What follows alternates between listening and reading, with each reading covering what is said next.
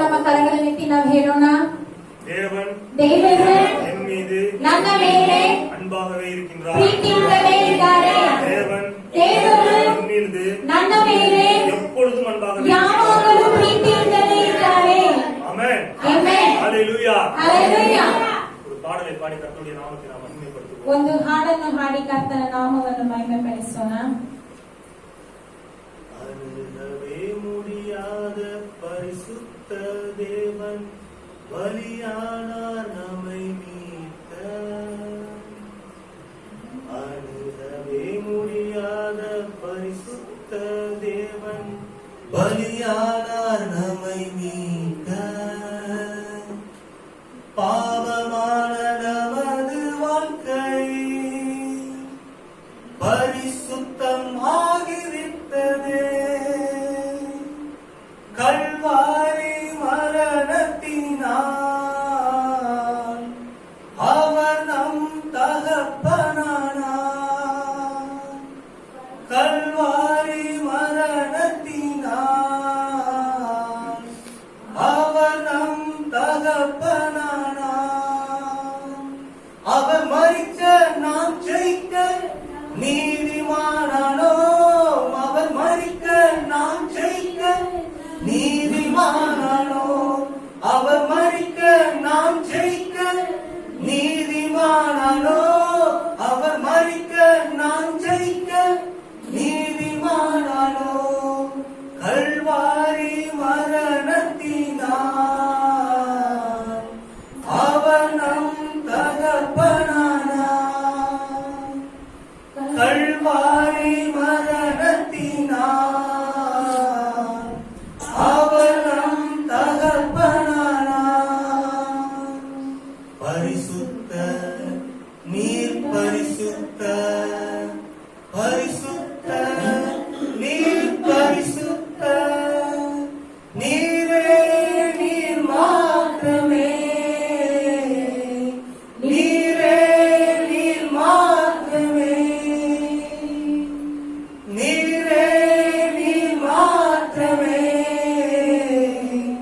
நீரே நீர் மாத்திரமே. ஹல்லேலூயா. ಹಲ್ಲೆಲೂಯಾ.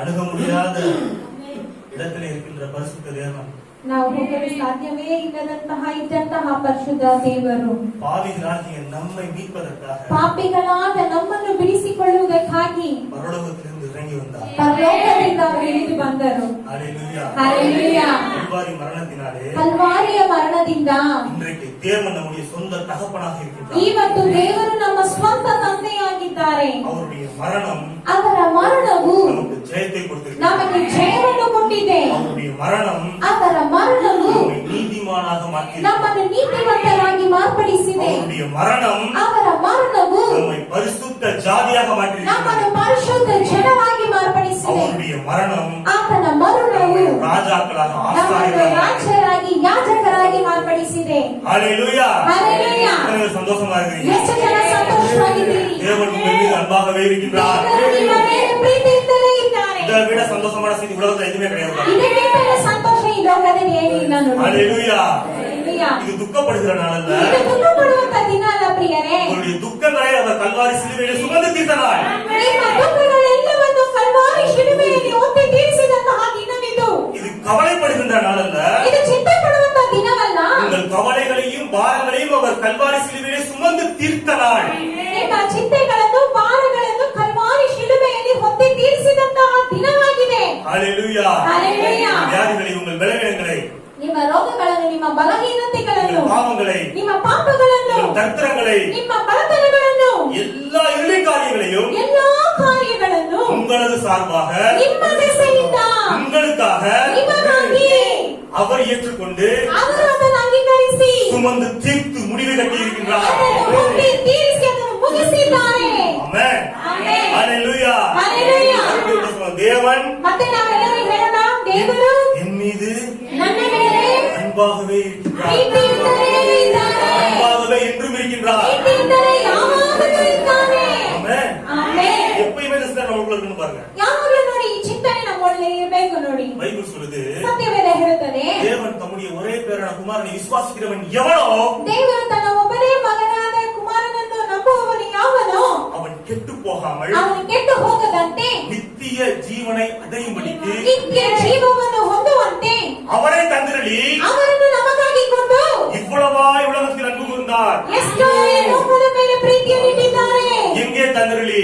ಎಲ್ಲಿ ಕೊಟ್ಟಿದ್ದಾರೆ? கல்வாரி சிலுவையிலே ಕಲ್ವಾರಿಯ ಶಿಲುಬೆಯಲ್ಲಿ பலியாக தந்திரளி, ಬಲಿಯಾಗಿ ಕೊಟ್ಟಿದರು. பாவ நிவாரண பலியாக, கிருபாதார பலியாக தந்திரளி ಪಾಪದ ನಿವಾರಣ ಬಲಿಯಾಗಿ ನಮಗಾಗಿ ಕೊಡಲ್ಪಟ್ಟರು.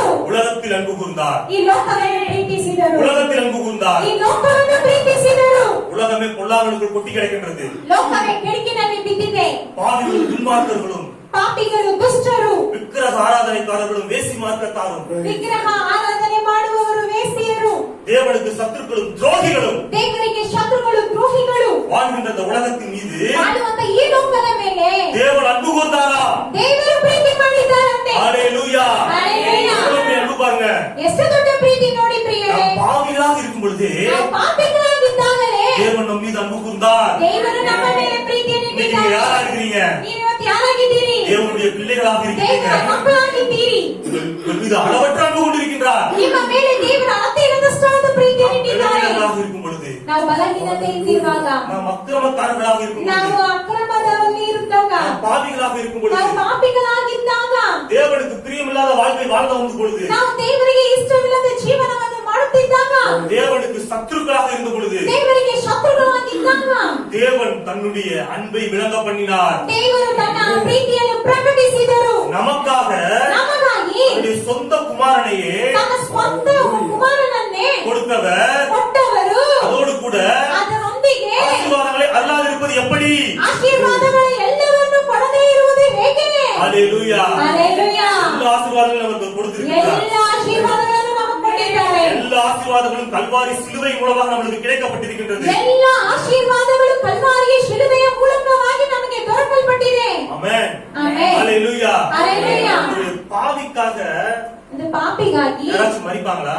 ಯಾರಾದ್ರೂ ಸಾಯ್ತಾರಾ? ஒரு நீதிமானுக்காக ಒಂದು ನೀತಿವಂತನಿಗಾಗಿ மரிப்பதே அரிது அப்படின்னு பைபிள் சொல்லுது பாருங்க. ಸಾಯುವುದೇ ಅದು ಕಷ್ಟ ಅಂತ ಹೇಳಲ್ಪಟ್ಟಿದೆ ஒரு ನೋಡಿ. நல்லவனுக்காக யாராவது ஒரு ஆள் மரிக்கலாம். ಒಳ್ಳೆಯವರಿಗಾಗಿ ಯಾರಾದ್ರೂ ಒಬ್ರು ಸಾಯಬಹುದು. ஆனா நாம் பாவிகளாக இருக்கும் பொழுது ಆದರೆ ನಾವು ಪಾಪಿಗಳಾಗಿರುವಾಗಲೇ தேவன் தம்முடைய சொந்த குமாரனை, நேசகுமாரனை நமக்காக பலியாக கொடுத்தார். ದೇವರು ತನ್ನ ಪ್ರಿಯ ಪುತ್ರನನ್ನು, ಒಬ್ಬನೇ ಮಗನನ್ನು ನಮಗಾಗಿ ಬಲಿಯಾಗಿ ಕೊಟ್ಟರು. எவ்வளவு பெரிய அன்பு பாருங்க. ಎಷ್ಟು ದೊಡ್ಡ ಪ್ರೀತಿ ನೋಡಿ இந்த ಪ್ರಿಯರೇ. அன்புக்கு ஈடு இணை எதுவுமே இந்த உலகத்துல கிடையாது. ಈ ಪ್ರೀತಿಗೆ ಕೊನೆಯು ಸರಿ ಸಾಟಿ ಯಾವುದೇ ಈ ಲೋಕದಲ್ಲಿ ಇಲ್ಲ. நீங்க ஒரு நீதிமானுக்காக ஏதாச்சும் ஒண்ணு செய்ய முடியுமா உங்களால? ನೀತಿವಂತರಿಗಾಗಿ ನೀವೇನಾದ್ರೂ ಒಂದು ಮಾಡಬಹುದಾ? இவர் ரொம்ப நல்ல நீதிமான், ಇವರು ತುಂಬಾ ಒಳ್ಳೆಯವರು, ನೀತಿವಂತರು, கொஞ்சம் உடம்புல விளைவிடமா இருக்குது, ಆದ್ರೆ ಇವರಿಗೆ ಮೈ ಹುಷಾರಿಲ್ಲ, கிட்னி ஃபெயிலியர் ஆயிடுச்சு, ಕಿಡ್ನಿ ಫೇಲಿಯರ್ ಆಗಿದೆ, இவருக்கு கிட்னி கொடுங்க அப்படின்னா நீங்க கொடுப்பீங்களா? ಇವರಿಗೆ ಕಿಡ್ನಿ ಕೊಡೋಣ ಅಂತ ಹೇಳಿದ್ರೆ ಕೊಡ್ತೀರಾ? சட்னி கூட அரசு கொடுக்க மாட்டீங்க. ಚಟ್ನಿ ಕೂಡ ರುಬ್ಕೊಳ್ಳೋದಿಲ್ಲ. ஏன்? ಏಕೆ? கொடுக்க முடியாது பாருங்க. ಕೊಡಕ್ ಸಾಧ್ಯ ಇಲ್ಲ ನೋಡಿ. ரொம்ப நல்லவரா இருக்காரு, ಅವ್ರು ತುಂಬಾ ಒಳ್ಳೆಯವರಾಗಿದ್ದಾರೆ. இவருக்காக ஐ டொனேட் பண்ணுங்க, ஒரு கண் சரியா தெரிய மாட்டேங்குது, ಅವ್ರಿಗೆ ಕಣ್ಣು ಸರಿಯಾಗಿ ಕಾಣಿಸ್ತಿಲ್ಲ, நீங்க கொடுப்பீங்களா? ಕೊಡ್ತೀರಾ? கொடுக்க மாட்டீங்க பாருங்க. ಕೊಡೋದಿಲ್ಲ ನೋಡಿ. ஏன்? ಏಕೆ? முடியாது பாருங்க. ಸಾಧ್ಯ ಇಲ್ಲ ஆனா ನೋಡಿ. நாம் விளைவிடர்களாக இருக்கும் பொழுது, ಆದರೆ ನಾವು ಬಲಹೀನರಿಂದ நாம் ಇದ್ದಾಗ, பாவிகளாக இருக்கும் பொழுது, ನಾವು ಪಾಪಿಗಳಾಗಿದ್ದಾಗ, நாம் அக்கிரமர்களாக இருக்கும் பொழுது, ನಾವು ಅಕ್ರಮದಲ್ಲಿದ್ದಾಗ தேவன் தன்னுடைய சொந்த குமாரனை நமக்காக கொடுத்தார். ದೇವರು ತನ್ನ ಸ್ವಂತ ಮಗನನ್ನೇ ನಮಗಾಗಿ ಕೊಟ್ಟರು. இதுதான் பாருங்க தேவ அன்பு. ಇದೇ ನೋಡಿ ದೇವರ ಪ್ರೀತಿ. இந்த தேவ அன்பிற்கு இணையாக ಈ ದೇವರ ಪ್ರೀತಿಗೆ ಸರಿಯಾಗಿ இந்த உலகத்துல எதுவுமே கிடையாது. ಈ ಲೋಕದಲ್ಲಿ ಬೇರೆ ಯಾವುದೂ ಇಲ್ಲ. ஆமென். ஆமென். ஹalleluya. ஹalleluya. கவலைப்படாதீங்க. ಅದರಿಂದ ಚಿಂತೆ ಪಡಬೇಡಿ. இருக்கிற சூழ்நிலைகளை பார்த்து ಇರುವಂತ ಸ್ಥಿತಿಗತಿಗಳನ್ನು ನೋಡಿ தேவன் என் மீது அன்பாக இருக்கிறாரா? ದೇವರು ನನ್ನ ಮೇಲೆ ಪ್ರೀತಿಯಿಂದ ಇದ್ದಾರಾ? அந்த சூழ்நிலையை பார்த்தா அப்படி தெரியலையே. ಸ್ಥಿತಿಗಳನ್ನು ನೋಡಿದ್ರೆ ಆ ರೀತಿಯ ಗೊತ್ತಾಗ್ತಿಲ್ವಲ್ಲ? சரீரத்துல பலவீனமா இருக்குது, ಶರೀರದಲ್ಲಿ ಬಲಹೀನತೆ ಇದೆಯಲ್ಲ, பண கஷ்டமா இருக்குது, ಹಣದ ಸಮಸ್ಯೆ ಆಗಿದೆಯಲ್ಲ, போராட்டமா இருக்குது, ಹೋರಾಟವಾಗಿದೆಯಲ್ಲ, தேவன் என் மீது அன்பா இல்லையோ ದೇವರು ನನ್ನ ಮೇಲೆ ಪ್ರೀತಿಯಿಂದ ಇಲ್ವಾ என்று நீங்கள் முடிவு செய்து விடாதீர்கள். ಅಂತ ಹೇಳಿ ನೀವು ಆ ರೀತಿಯಾಗಿ ತೀರ್ಮಾನಿಸಬೇಡಿ. தேவன் உங்கள் மீது அன்பாக இருக்கிறாரா என்பதற்கு அடையாளம் கல்வாரி சிலுவையை நோக்கி பாருங்கள். ದೇವರು ನಿಮ್ಮ ಮೇಲೆ ಪ್ರೀತಿಯಿಂದ ಇದ್ದಾರೆ ಅನ್ನುವಂತಹ ಗುರುತು ನೀವು ಆ ಕಲ್ವಾರಿ ಶಿಲುಬೆಯನ್ನು ನೋಡಿರಿ. ஆமென். ಆಮೆನ್. பைபிள் சொல்லுது, ಸತ್ಯವೇದ ಹೇಳುತ್ತದೆ தேவன் அன்பா இருக்கிறார் என்று நாம் விசுவாசிக்க வேண்டும். ದೇವರು ಪ್ರೀತಿಯಿಂದ ಇದ್ದಾರೆ ಅಂತ ಹೇಳಿ ನಾವು ನಂಬಬೇಕು. அவர் அன்பாகவே இருக்கின்றார். ಅವರು ಪ್ರೀತಿಯಿಂದಲೇ ಇದ್ದಾರೆ. ஹalleluya. ஹalleluya. எப்பயுமே நீங்க விசுவாசிக்கணும். ಯಾವಾಗಲೂ ನೀವು ವಿಶ್ವಾಸಿಸಬೇಕು. எப்படிப்பட்ட சூழ்நிலை நீங்க விசுவாசிக்கணும். ಯಾವುದೇ ರೀತಿಯಾದ ಸ್ಥಿತಿಯಲ್ಲೂ ನೀವು ವಿಶ್ವಾಸಿಸಬೇಕು. ஹalleluya. ஹalleluya. ஒரு மோசமான சூழ்நிலை வந்துச்சுன்னா ಒಂದು ಮೋಸವಾದ ಒಂದು ಸ್ಥಿತಿ ಬಂದರೆ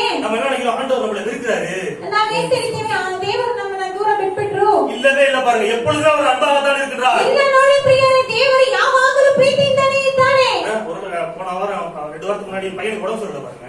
2 ವಾರದ ಮುಂಚೆ ಮಗನಿಗೆ ಹುಷಾರಿಲ್ಲ ನೋಡಿ. நான் ஹாஸ்பிடல் கூட்டி போறோம். ಹಾಸ್ಪಿಟಲ್ ಕರ್ಕೊಂಡು ಹೋಗ್ತೇವೆ. நாங்கெல்லாம் ஒரு பதட்டத்தோட பயத்தோட இருக்கிறோம். ನಾವೆಲ್ಲ ಒಂದು ಗಾಬರಿಯಿಂದ ಇದ್ದೇವೆ. என் பையன் ನನ್ನ ಮಗನು கைத்தடி பாடிட்டு இருக்கான். ಅವನು ಕೈ ತಟ್ಕೊಂಡು ಹಾಡ್ತಿದ್ದಾನೆ ಹಾಸ್ಪಿಟಲ್ ನಲ್ಲಿ. அன்பு கூறுவே இன்னும் அதிகமாய் பாடுறா பாருங்க. ಪ್ರೀತಿಸುವೆ ಇನ್ನೂ ಹೆಚ್ಚಾಗಿ ಅಂತ ಹಾಡ್ತಿದ್ದಾನೆ பாருங்க. ನೋಡಿ, எப்படிப்பட்ட சூழ்நிலைகளையும் ಯಾವುದೇ ರೀತಿಯಾದ ಸ್ಥಿತಿಗತಿಗಳಲ್ಲಿಯೂ அந்த தேவனை போற்றுகின்ற புகழுகின்ற அன்பு கூறுகின்ற அந்த குழந்தை சுபாவம் நம்மளுக்கு இருக்கணும் பாருங்க. ದೇವರನ್ನು ಹೊಗಳುವಂತ ಆ ಮಗುವಿನ ಒಂದು ಸ್ವಭಾವ ನಮ್ಮಲ್ಲಿ ಇರಬೇಕು ನೋಡಿ. உங்களுடைய பிரச்சனைக்கு காரணம் தேவன் அல்ல. ನಿಮ್ಮ ಸಮಸ್ಯೆಗೆ ಕಾರಣರು ದೇವರಲ್ಲ. உங்களுடைய பிரச்சனைக்கு காரணம் பிசாசு.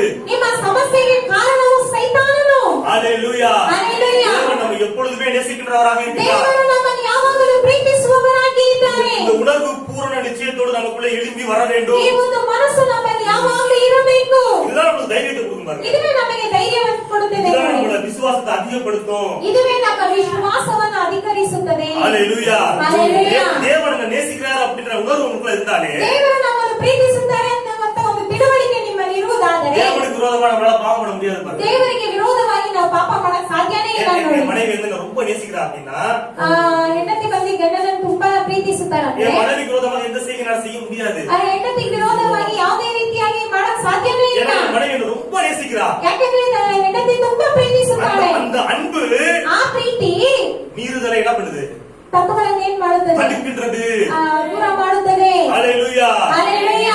தேவனுடைய அன்பில் நீங்க நிறைந்திருக்கும் பொழுது, ದೇವರ ಪ್ರೀತಿಯಿಂದ ನೀವು ತುಂಬಿರುವಾಗ தேவனுக்கு பிரியமான வாழ்க்கை வாழ ஆரம்பிப்பீர்கள். ದೇವರಿಗೆ ಪ್ರಿಯವಾದ ಜೀವನವನ್ನು ಬಾಳಲು ಆರಂಭಿಸುತ್ತೀರಿ. ஆமென். ஆமென். கல்வாரி சிலுவை மூலமாக ಕಲ್ವಾರಿಯ ಶಿಲುಬೆಯ ಮೂಲಕವಾಗಿ தேவன் தம்முடைய அன்பை விளங்க பண்ணி இருக்கின்றார். ದೇವರು ತಮ್ಮ ಪ್ರೀತಿಯನ್ನು ಪ್ರಕಟಪಡಿಸಿದ್ದಾರೆ. ஹalleluya. ஹalleluya. இன்றைய நாளில் கூட ಈ ದಿನದಲ್ಲಿಯೂ ಕೂಡ பழைய ஏற்பாட்டு வேத வசனங்கள் ಹಳೆಯ ಒಡಂಬಡಿಕೆಯ ವೇದ ವಾಕ್ಯಗಳು கல்வாரி நிகழ்வுக்கு பிறகு ಕಲ್ವಾರಿಯ ನಂತರವಾಗಿ எப்படி மாற்றம் அடைந்திருக்கிறது என்கிறதை குறித்து நான் பார்க்கிறேன். ಹೇಗೆ ಮಾರ್ಪಾಡು ಹೊಂದಿದೆ ಅಂತ ಹೇಳಿ ಇವತ್ತು ನಾವು ನೋಡುವಂತಿದ್ದೇವೆ. வாசிப்போம். ஆதியாகமம் ಆದಿಕಾಂಡ 4வது அதிகாரம் 7வது வசனம். 4ನೇ ಅಧ್ಯಾಯ 7ನೇ ವಾಕ್ಯ.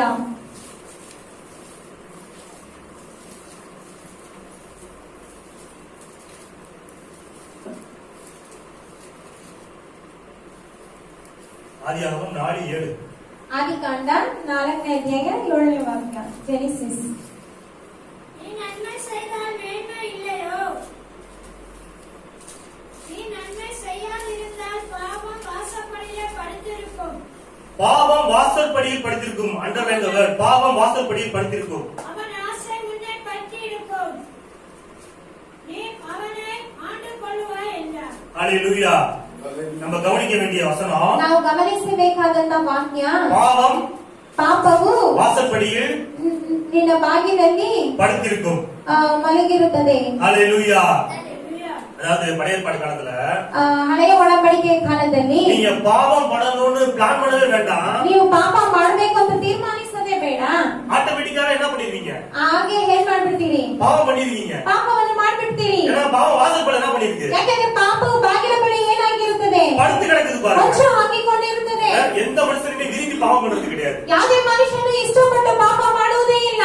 இருளின் சக்தியால் தூண்டப்பட்டு பாவம் பண்றான். ಇರುಳಿನ ಶಕ್ತಿಯಿಂದ ಪ್ರೇರೇಪಿಸಲ್ಪಟ್ಟು ಪಾಪ ಮಾಡುತ್ತಾನೆ. யாருமே யாராச்சும் விரும்பி பாவம் பண்றாங்களா? ಯಾರಾದ್ರೂ ಇಷ್ಟಪಟ್ಟು ಪಾಪ ಮಾಡ್ತಾರಾ? நான் ஆல்கஹால் ரீஹாபிலிட்டேஷன் சென்டர்ல ஒர்க் பண்ணிருக்கேன் பாருங்க. ಆಲ್ಕೋಹಾಲ್ ರಿಹಾಬಿಲಿಟೇಷನ್ ಸೆಂಟರ್ ಅಲ್ಲಿ ವರ್ಕ್ ಮಾಡಿದ್ದಾರೆ. அங்க நிறைய ட்ரங்க் அடிக்ட்ஸ் எல்லாம் வருவாங்க. ಅಲ್ಲಿ ತುಂಬಾ ಡ್ರಗ್ ಅಡಿಕ್ಟ್ಸ್ ಎಲ್ಲ ಬರ್ತಾರೆ. அவங்களுக்கு நான் கவுன்சிலிங் எல்லாம் கொடுத்துருக்கேன். ಅವ್ರಿಗೆ ಕೌನ್ಸಿಲಿಂಗ್ ಎಲ್ಲ ಕೊಟ್ಟಿದ್ದಾರೆ. அவங்க விரும்பி அந்த தப்புகளை செய்யறது கிடையாது. ಅವ್ರು ಇಷ್ಟಪಟ್ಟು ಆ ತಪ್ಪುಗಳನ್ನು ಮಾಡುವುದಿಲ್ಲ.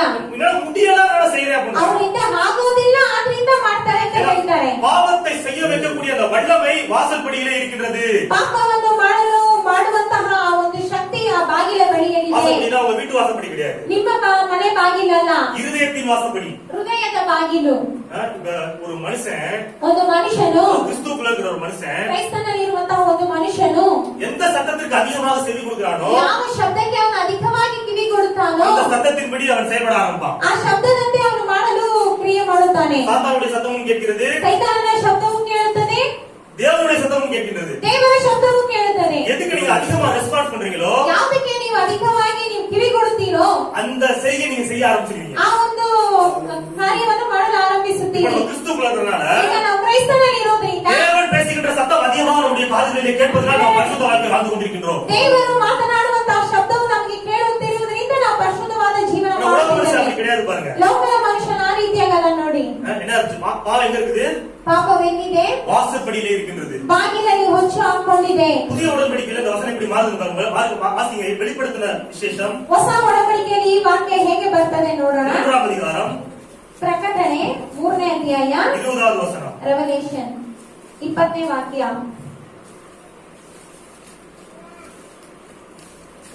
வெளிப்படுத்தல் 3:20. 3ನೇ ಅಧ್ಯಾಯ 20ನೇ ವಾಕ್ಯ. என் வலது கரத்தில் நீ கண்ட 7 இல்ல, நட்சத்திர 3:20. ದೇವರ ಕಡೆಗೆ ತಿರುಗಿಕೋ. ಇಗೋ ಬಾಗಿಲಲ್ಲಿ ನಿಂತುಕೊಂಡು ತಟ್ಟುತ್ತಾ ಇದ್ದೇನೆ. ಯಾವನಾದರೂ ನನ್ನ ಶಬ್ದವನ್ನು ಕೇಳಿ ಬಾಗಿಲನ್ನು ತೆರೆದರೆ ನಾನು ಒಳಗೆ ಬಂದು ಅವನ ಸಂಗಡ ಊಟ ಮಾಡುವೆನು. ஹalleluya. இதோ வாசப்படி நின்று தட்டுகிறேன். வாசற்படியிலே நின்று தட்டுகிறேன். ஹalleluya. ஹalleluya. ஒருவன் என் சத்தத்தை கேட்டு கதவை திறந்தால் அவனிடத்தில் நான் பிரவேசிப்பேன், அவனோடு போஜனம் பண்ணுவேன், அவனும் என்னோடு போஜனம் செய்வான். ஃபெலோஷிப் சொல்றாரு, இயேசு சொல்றாரு. ನೋಡಿ, ಐಕ್ಯತೆಯನ್ನು ಕುರಿತಾಗಿ ಯೇಸು ಹೇಳುತ್ತಾರೆ ನೋಡಿ. பழைய ஏற்பாட்டுல ಹಳೆಯ ಒಡಂಬಡಿಕೆಯಲ್ಲಿ வாசற்படியில ಬಾಗಿಲಲ್ಲಿ பாவம் படுத்திருக்குது. ಪಾಪ ಹೊಚ್ಚು ஒரு மனிதன் ಹಾಕಿಕೊಂಡಿತ್ತು. பாவம் செய்ய வைக்கக்கூடிய வல்லமை படுத்திருக்குது. ಒಂದು ಮನುಷ್ಯನು ಪಾಪ ಮಾಡುವಂತ ಒಂದು ಶಕ್ತಿ ಇತ್ತು. புதிய ஏற்பாட்டுல ಹೊಸ ಒಡಂಬಡಿಕೆಯಲ್ಲಿ வாசற்படியில ಬಾಗಿಲ ಬಳಿಯಲ್ಲಿ பாவத்திற்கான பரிகாரமாகிய இயேசு கிறிஸ்து நின்று கொண்டிருக்கின்றார். ಪಾಪಕ್ಕೆ ಪರಿಹಾರವಾದ ಯೇಸು ಕ್ರಿಸ್ತನು ನಿಂತಿದ್ದಾನೆ. ஆமென். ஆமென். பாவத்தின் சம்பளம் ಪಾಪದ ಸಂಬಳ மரணம். ಮರಣವು. மரணத்தின் சக்தியில் என்னது? ಆ ಮರಣದ ಶಕ್ತಿಗಳೇನು? பாவம், சாபம், வியாதி, தத்திரம், ಪಾಪ, ಶಾಪ, ರೋಗ, ಬಡತನ, எல்லா விதமான இருளின் ಈ காரியங்களும் ರೀತಿಯಾದ ಎಲ್ಲ ಇರುಳಿನ ಕಾರ್ಯಗಳು மரணத்தின் சக்தியில் பாருங்க. ಮರಣದ ಶಕ್ತಿಗಳು ನೋಡಿ. இதெல்லாம் இருக்குது வெளியில. ಇವುಗಳೆಲ್ಲ ಇದೆ ಹೊರಗಡೆ. பழைய ஏற்பாட்டு காலத்துல ಆ ಹಳೆಯ ಒಡಂಬಡಿಕೆ ಕಾಲದಲ್ಲಿ ஆனா இயேசு சொல்றாரு, ಅದು ಯೇಸು ಹೇಳುತ್ತಾರೆ, இதோ ಇಗೋ கல்வாரி நிகழ்வுக்கு பிறகு ಕಲ್ವಾರಿಯ ನಂತರವಾಗಿ இருதய வாசற்படியில் நின்ற கதவை தட்டிக் கொண்டிருக்கின்றேன். ಇಗೋ ನಿನ್ನ ಹೃದಯದ ಬಾಗಿಲನ್ನು ನಾನು ನಿಂತು ತಟ್ಟುತ್ತಿದ್ದೇನೆ. சத்தத்தை கேட்டு நீ கதவை திறந்தால் நான் உள்ளே பிரவேசிப்பேன். ನನ್ನ ಶಬ್ದವನ್ನು ಕೇಳಿ ನೀನು ಬಾಗಿಲನ್ನು ತೆಗೆಯುವುದಾದರೆ ನಾನು ಒಳಗೆ ಪ್ರವೇಶಿಸುವೆನು. ஆமென். ಆಮೆನ್. அவர் உள்ள பிரவேசிச்சதுனாலதான் நீங்க சர்ச்சுக்குள்ள பிரவேசிச்சு உங்க சத்தியத்தை கேட்டுக்கிட்டு ಅವರು ಒಳಗೆ ನಿಮ್ಮ ಒಳಗೆ ಪ್ರವೇಶಿಸಿದ ಕಾರಣವಾಗಿ ಇವತ್ತು ನೀವು ಸಭೆಯೊಳಗೆ ಬಂದು ಸತ್ಯಾಂಶವನ್ನು ಕೇಳ್ತಿದ್ದೀರಿ. ஹalleluya. ஹalleluya. ஹalleluya. ಹಲ್ಲೆಲೂಯಾ. பழைய ஏற்பாட்டுல பாவம் இருந்துச்சு. ಹಳೆಯ ಒಡಂಬಡಿಕೆಯಲ್ಲಿ ಪಾಪವಿತ್ತು. வாசற்படியில ಬಾಗಿಲ ಬಳಿಯಲ್ಲಿ. புதிய ஏற்பாட்டுல பாவத்துக்கான பரிகாரம் இருக்கிறது. ಹೊಸ ಒಡಂಬಡಿಕೆಯಲ್ಲಿ ಪಾಪಕ್ಕಾದಂತಹ ಪರಿಹಾರವಿದೆ. பழைய ஏற்பாட்டுல மரணத்தின் சக்திகள், மரணத்தின் அதிபதி வல்லமை இருந்தது. ಆ ಹಳೆಯ ಒಡಂಬಡಿಕೆಯಲ್ಲಿ ಮರಣದ ಅಧಿಪತಿಗಳ ಶಕ್ತಿ ಇತ್ತು. இன்னைக்கு ஜீவாதிபதியின் வல்லமை நமக்கு முன்பாக நின்றது. ಇವತ್ತು ಜೀವಾಧಿಪತಿಯ ಶಕ್ತಿ ನಮ್ಮ ಮುಂದೆ ಇದೆ. ஹalleluya. ஹalleluya. ஹalleluya. ಹಲ್ಲೆಲೂಯಾ. இந்த ஜீவனுக்குள் பாவ மன்னிப்பு இருக்கின்றது, விடுதலை இருக்கின்றது, ಈ ಜೀವದೊಳಗೆ ಪಾಪ ಕ್ಷಮಾಪಣೆ ಇದೆ, ಬಿಡುಗಡೆ ಇದೆ, சாந்தி இருக்கின்றது, சமாதானம் இருக்கின்றது, ಶಾಂತಿ ಇದೆ, ಸಮಾಧಾನವಿದೆ, ஆரோக்கியம் இருக்கின்றது, ஐஸ்வர்யம் இருக்கின்றது, நீடி ஆயுள் இருக்கின்றது. ಆರೋಗ್ಯವಿದೆ, ಐಶ್ವರ್ಯವಿದೆ, ದೀರ್ಘಾಯುಷ್ಯವಿದೆ. தேவனுடைய சகல ஆசீர்வாதங்களும் இயேசுவுக்குள்ளாக இருக்கின்றது. ದೇವರ ಸಕಲ ಆಶೀರ್ವಾದಗಳು ಯೇಸುವಿನೊಳಗಿದೆ. அந்த இயேசு உங்களுக்குள் இருக்கின்றார். ಆ ಯೇಸು ನಿಮ್ಮೊಳಗಿದ್ದಾರೆ. எத்தனை சந்தோஷமா இருக்கீங்க? ಎಷ್ಟು ಜನ ಸಂತೋಷವಾಗಿದ್ದೀರಿ? இயேசு எனக்குள் இருக்கின்றார். சொல்லுங்க. ಯೇಸು ನನ್ನೊಳಗಿದ್ದಾರೆ. ಹೇಳಿರಿ. நித்திய ஜீவனாய் எனக்குள் இருக்கின்றார். ನಿತ್ಯ ಜೀವವಾಗಿ ನನ್ನೊಳಗಿದ್ದಾರೆ. ஹalleluya. ஹalleluya. அவரே மெய்யான தேவனும் ಅವರೇ ನಿಜವಾದ ದೇವರು. அவரே நித்திய ஜீவனுமாய் இருக்கின்றார். ಅವರೇ ನಿತ್ಯ ಜೀವವೂ ಆಗಿದ್ದಾರೆ. அந்த நித்திய ஜீவன் உங்களுக்குள்ளே இருக்கின்றது. ಆ ನಿತ್ಯ ಜೀವವು ನಿಮ್ಮಲ್ಲಿದೆ. ஹalleluya. ஹalleluya. ஹalleluya. ஹalleluya. அப்ப எந்த மனுஷனும் நரகத்துக்கு போறதுக்கு தேவன் சித்தம் கிடையாது பாருங்க. ಆಗ ಯಾವುದೇ ಮನುಷ್ಯನು ನರಕಕ್ಕೆ ಹೋಗುವುದಕ್ಕೆ ದೇವರ ಚಿತ್ತ ಇಲ್ಲ ನೋಡಿ. எல்லா மனுஷனுக்கு முன்பாக தேவன் என்ன பண்றார்? கதவை தட்டிக்கொண்டுதான் இருக்கின்றார். ಎಲ್ಲ ಮನುಷ್ಯರ ಮುಂದೆ ದೇವರು ಏನ್ ಮಾಡ್ತಿದ್ದಾರೆ? ಬಾಗಿಲನ್ನು ತಟ್ಟುತ್ತಲೇ ಇದ್ದಾರೆ. இந்த கதவை தட்டிக்கொண்டு சத்தம் கொடுத்துதான் இருக்கிறார். ಬಾಗಿಲನ್ನು ತಟ್ಟು ಬಿಟ್ಟು ಶಬ್ದ ಕೊಡುತ್ತಲೇ ಇದ್ದಾರೆ. ஊழியக்காரர்கள் மூலியமாக, ಸೇವಕರ ಮೂಲಕವಾಗಿ, வசனத்தின் மூலியமாக, ವಾಕ್ಯದ ಮೂಲಕವಾಗಿ, டிவில எப்படியோ தட்டார் பாருங்க. ಹೇಗೋ ಒಂದ್ ರೀತಿ ತಟ್ಟುತ್ತಿರುತ್ತಾರೆ ನೋಡಿ. செவி கொடுக்கிறவர்கள் ரட்சிக்கப்படுகிறார்கள். ಕಿವಿ ಕೊಡುವವರು ರಕ್ಷಣೆ ಹೊಂದುತ್ತಾರೆ. செவி கொடுக்காதவர்கள் ಕಿವಿ ಕೊಡದೇ ಇರುವವರು அவர்களாகவே நரகத்திற்கு போய் விடுகிறார்கள். ಅವರಾಗಿಯೇ ನರಕಕ್ಕೆ ಹೋಗ್ಬಿಡುತ್ತಾರೆ. ஹalleluya. நரகம் என்பது மனிதனுக்காக ஆயத்தமாக்கப்பட்டது கிடையாது பாருங்க. ನರಕ ಅನ್ನೋದು ಅದು ಮನುಷ್ಯನಾಗಿ ಸಿದ್ಧತೆ ಮಾಡಿದಂತದಲ್ಲ. பிசாசுக்கும் அவனுடைய தூதர்களுக்கும் ஏற்படுத்தப்பட்டதுதான் நரகம், அப்படியே சொல்றாரு. ಸೈತಾನನಿಗೂ ಆತನ ದೂತನಿಗೂ ಏರ್ಪಡಿಸಿದೆ ನರಕ ಅಂತ ಹೇಳಿ ಯೇಸು ಹೇಳುತ್ತಾರೆ. ಹೇಳುತ್ತಾರೆ. ஒரு மனிதன் ಒಂದು ಮನುಷ್ಯನು தன்னுடைய பாவத்திற்கான பரிகாரமாக இயேசுவை ஏற்றுக்கொள்ளாமல் ತನ್ನ ಪಾಪದ ಪರಿಹಾರಕ್ಕಾಗಿ ಯೇಸುವನ್ನು ಅಂಗೀಕರಿಸಿಕೊಳ್ಳದೆ என்ன பண்றான்? ஆட்டோமேட்டிக்கா என்ன பண்ணிடுறான்? நரகத்துக்கு போயிடுறான். ಏನ್ ಮಾಡ್ತಾನೆ? ಆಟೋಮೆಟಿಕ್ ಆಗಿ ನರಕಕ್ಕೆ ಹೋಗ್ಬಿಡ್ತಾನೆ. அப்ப பாவம் ஒரு பிரச்சனை கிடையாது. ಆಗ ಪಾಪ ಒಂದು ಸಮಸ್ಯೆವಲ್ಲ. பாவத்திற்கான பரிகாரம் என்ன பண்ணிட்டாரு? ಪಾಪಕ್ಕಾದ ಪರಿಹಾರ ಏನಾಯ್ತು? இயேசு ஏற்படுத்தி வச்சிட்டாரு. ಯೇಸು ಏರ್ಪಡಿಸಿದ್ದಾನೆ. இந்த பரிகாரத்தை ஏற்றுக்கொண்டால்தான் ಈಗ ಈ ಪರಿಹಾರವನ್ನು ಅಂಗೀಕರಿಸಿಕೊಂಡರೆ ஒரு மனிதன் ரட்சிக்கப்பட முடியும். ಒಂದು ಮನುಷ್ಯನ ರಕ್ಷಣೆ இந்த ಹೊಂದಬಹುದು. உலகத்துல பாவம் ஒரு பிரச்சனையே கிடையாது. ಈ ಲೋಕದಲ್ಲಿ ಪಾಪ ಒಂದು ಸಮಸ್ಯೆಯೇ பாவத்தின் ಇಲ್ಲ. சம்பளம் மரணம். அந்த மரணத்தை இயேசு கல்வாரி சிலுவையில வாங்கிட்டாரு. ಪಾಪದ ಸಂಬಳ ಮರಣ. ಆ ಮರಣವನ್ನು ದೇವರು ಕಲ್ವಾರಿ ಶಿಲುಬೆಯಲ್ಲಿ ತಗೊಂಡಿದ್ದಾಯ್ತು. இன்னைக்கு நம்ம நரகத்துக்கு போக வேண்டிய அவசியம் கிடையாது. பாருங்க. ಇವತ್ತು ನಾವು ನರಕಕ್ಕೆ ಹೋಗುವಂತ ಅವಶ್ಯಕತೆನೇ ಇಲ್ಲ ನೋಡಿ. ஒரு மனுஷனுக்கு ரெண்டு பேர் இருந்தாங்க. ಒಂದು ಮನುಷ್ಯನಿಗೆ ಇಬ್ರು ಇದ್ರಂತೆ. சரி, ரெண்டு பேஷண்ட், ரெண்டு பேருக்கு ஒரே வியாதி. ಈ ಎರಡು ಪೇಷಂಟ್ ಇದ್ದರು. ಆ ಪೇಷಂಟ್ ಇಬ್ಬರಿಗೂ ಒಂದೇ ರೋಗ. டாக்டர் போறாங்க. ಡಾಕ್ಟರ್ ಬಳಿ ಹೋಗ್ತಾರಂತೆ. டாக்டர் சொல்றாரா, ಡಾಕ್ಟರ್ ಹೇಳ್ತಾರಂತೆ, இந்த வியாதி பத்தி நீங்க கவலைப்படாதீங்க. ಈ ರೋಗ ಬಗ್ಗೆ ನೀವು ಚಿಂತೆ ಮಾಡಬೇಡಿ. முந்தி காலத்துல இந்த வியாதிக்கு மருந்து இல்லாம இருந்துச்சு, பரிகாரம் இல்லாம இருந்துச்சு. ಮುಂಚೆ ಈ ರೋಗಕ್ಕೆ ಪರಿಹಾರ ಇಲ್ಲದೆ ಇತ್ತು, ಔಷಧಿ ಇಲ್ಲದೆ ಇತ್ತು. அதனால நிறைய பேர் இந்த வியாதி பட்டு செத்து போயிட்டாங்க. ಆದ್ರಿಂದ ಅನೇಕರು ಈ ರೋಗದಿಂದ ಸತ್ತೋಗ್ಬಿಟ್ಟಿದ್ದಾರೆ. இப்ப இந்த வியாதிக்கு என்ன வந்துருச்சு? ಆದ್ರೆ ಈಗ ಈ ರೋಗಕ್ಕೆ ಏನ್ ಬಂದಿದೆ? மருந்து வந்துருச்சு. ಔಷಧಿ ಬಂದಿದೆ. இப்ப இந்த ಮರದ மட்டும் நீ எடுத்துக்கிட்டேனா ಈಗ ನೀವು ಈ ಔಷಧಿಯನ್ನು ಮಾತ್ರ ನೀವು ತಗೊಂಡ್ರೆ நீ பொழச்சிருவ. ನೀವು ಬದುಕ್ಬಿಡ್ತೀರಿ. உன்னோட மರದ மட்டும் எடுத்துக்க. ನೀವು ಈ ಔಷಧಿಯನ್ನು ಮಾತ್ರ ತಗೊಳ್ಳಿ. வியாதியை பத்தி கவலைப்படாத. ರೋಗ ಬಗ್ಗೆ ನೀವು ಚಿಂತೆ ಮಾಡಬೇಡಿ. ரெண்டுத்துக்குமே மருந்து கொடுத்தாரா. ಇಬ್ಬರಿಗೂ ಔಷಧಿಯನ್ನು ಕೊಟ್ರಂತೆ. ஒருத்தவன் ಒಬ್ಬ ಏನ್ ಮಾಡ್ದ? டாக்டர் சொல்றது அப்படியே நம்பினான். ಡಾಕ್ಟರ್ ಹೇಳಿದನು ಹಾಗೇ ನಂಬಿದನು. பழைய இதெல்லாம் பார்க்கவே இல்ல. ಹಳೆ ಇದನ್ನೆಲ್ಲ ನೋಡ್ಲೇ ಇಲ್ಲ. இந்த வியாதி மெத்தடி செத்தாங்க, இப்படி போனாங்க, அதெல்லாம் கவனிக்கவே ಈ இல்ல. ರೋಗ ಬಂದಿಷ್ಟು ಜನ ಸತ್ರು ಅದನ್ನೆಲ್ಲ ಅವ್ನು ಗಮನಿಸ್ಲೇ ಇಲ್ಲ. அது சிந்திக்கவே இல்ல. ಅದನ್ನ ಚಿಂತನೆ ಮಾಡ್ಲೇ ಇಲ್ಲ. டாக்டர் சொல்றத மட்டும் கவனிச்சிட்டு இந்த ಡಾಕ್ಟರ್ ಹೇಳಿದನ್ನು ಮಾತ್ರ ಗಮನಿಸಿ ಔಷಧಿಯನ್ನು ತಗೊಂತಿದ್ನು. மருந்தை சாப்பிட்டுட்டே இருக்கிறான். ಔಷಧಿಯನ್ನು ತಗೊಳ್ತಲೇ ಇದ್ದನು. ಇನ್ನೊಬ್ಬನು அந்த மருந்தை விட்டுட்டு ಆ ಔಷಧಿಯನ್ನು ಬಿಟ್ಬಿಟ್ಟು பழைய காரியங்களை நோக்கி பாக்குறான். ಹಳೆಯ ಕಾರ್ಯಗಳನ್ನು ನೋಡುತ್ತಾನೆ. இத்தனை பேர் செத்துருக்காங்க, ಓ ಇಷ್ಟು ಜನ ಸತ್ತೋಗ್ಬಿಟ್ಟಿದ್ದಾರೆ, இத்தனை பேர் அடிச்சு போயிருக்காங்க, ಇಷ್ಟು ಜನ ಇದರಿಂದ ನಾಶವಾಗಿದ್ದಾರೆ, ನಾನು செத்துருவேன் ಅವನು ಸತ್ತೋಗ್ತಾನೆ என்று நினைத்து கொண்டே மருந்து சாப்பிடாம விட்டாங்க. ಅಂತ ಹೇಳಿ ಅವನು ಔಷಧಿಯನ್ನು ತಿನ್ನದೇ ಬಿಟ್ಬಿಟ್ಟಾನೆ. ரெண்டு பேத்துக்குமே ஒரே வியாதி தான் வந்துச்சு. ಇಬ್ಬರಿಗೂ ಒಂದೇ ರೋಗ ನೋಡಿ. அதுல ஒருத்தி செத்து போயிட்டான். ಅದ್ರಲ್ಲಿ ಒಬ್ಬ ತೀರ್ಕೊಂಡ. ಯಾರು? பழச நினைச்சு பார்த்துட்டு மருந்து சாப்பிடாம விட்டா நான் செத்து போயிட்டான். ಯಾರು? ಹಳೆದನ್ನು ನೆನೆಸಿ ನೋಡಿಕೊಂಡು ಔಷಧಿಯನ್ನು ತಿನ್ನದೇ ಬಿಟ್ಟನಲ್ಲ ಅವನು ತೀರ್ಕೊಂಡ. ஒருத்தன் புடச்சிட்டான். ಒಬ್ಬ ಬದುಕದ. ரெண்டு பேருமே வியாதிப்பட்டாங்க. ಇಬ್ಬರು ರೋಗಪಟ್ಟರು. ஒரு சித்தத்துக்கான காரணம் என்னது? ಒಬ್ಬರು ಸತ್ತದ ಕಾರಣವೇನು? வியாதியா மருந்து எடுத்துக்கொள்ளாம இருந்தது. ರೋಗವ ರೋಗಕ್ಕೆ ಔಷಧಿ ತಗೊಳ್ಳದೇ ಇರುವಂತಹ ಕಾರಣವ? மருந்தை எடுத்துக்கொள்ளவில்லை, ರೋಗಕ್ಕೆ ಒಂದು ಔಷಧಿಯನ್ನು ತಗೊಳ್ಳಲಿಲ್ಲ, அதனால மரிச்சு போயிட்டா. ಅದರಿಂದ ಅವನು ಸತ್ತೋದ. அதே போலதான் ಅದೇ ರೀತಿಯಾಗಿ பாவம் என்கிற அந்த வியாதிக்கான மருந்தை பரிகாரத்தை இயேசு கிறிஸ்து கல்வாரி சிலுவையிலே ஏற்கனவே ஏற்படுத்தி வைத்து விட்டார்.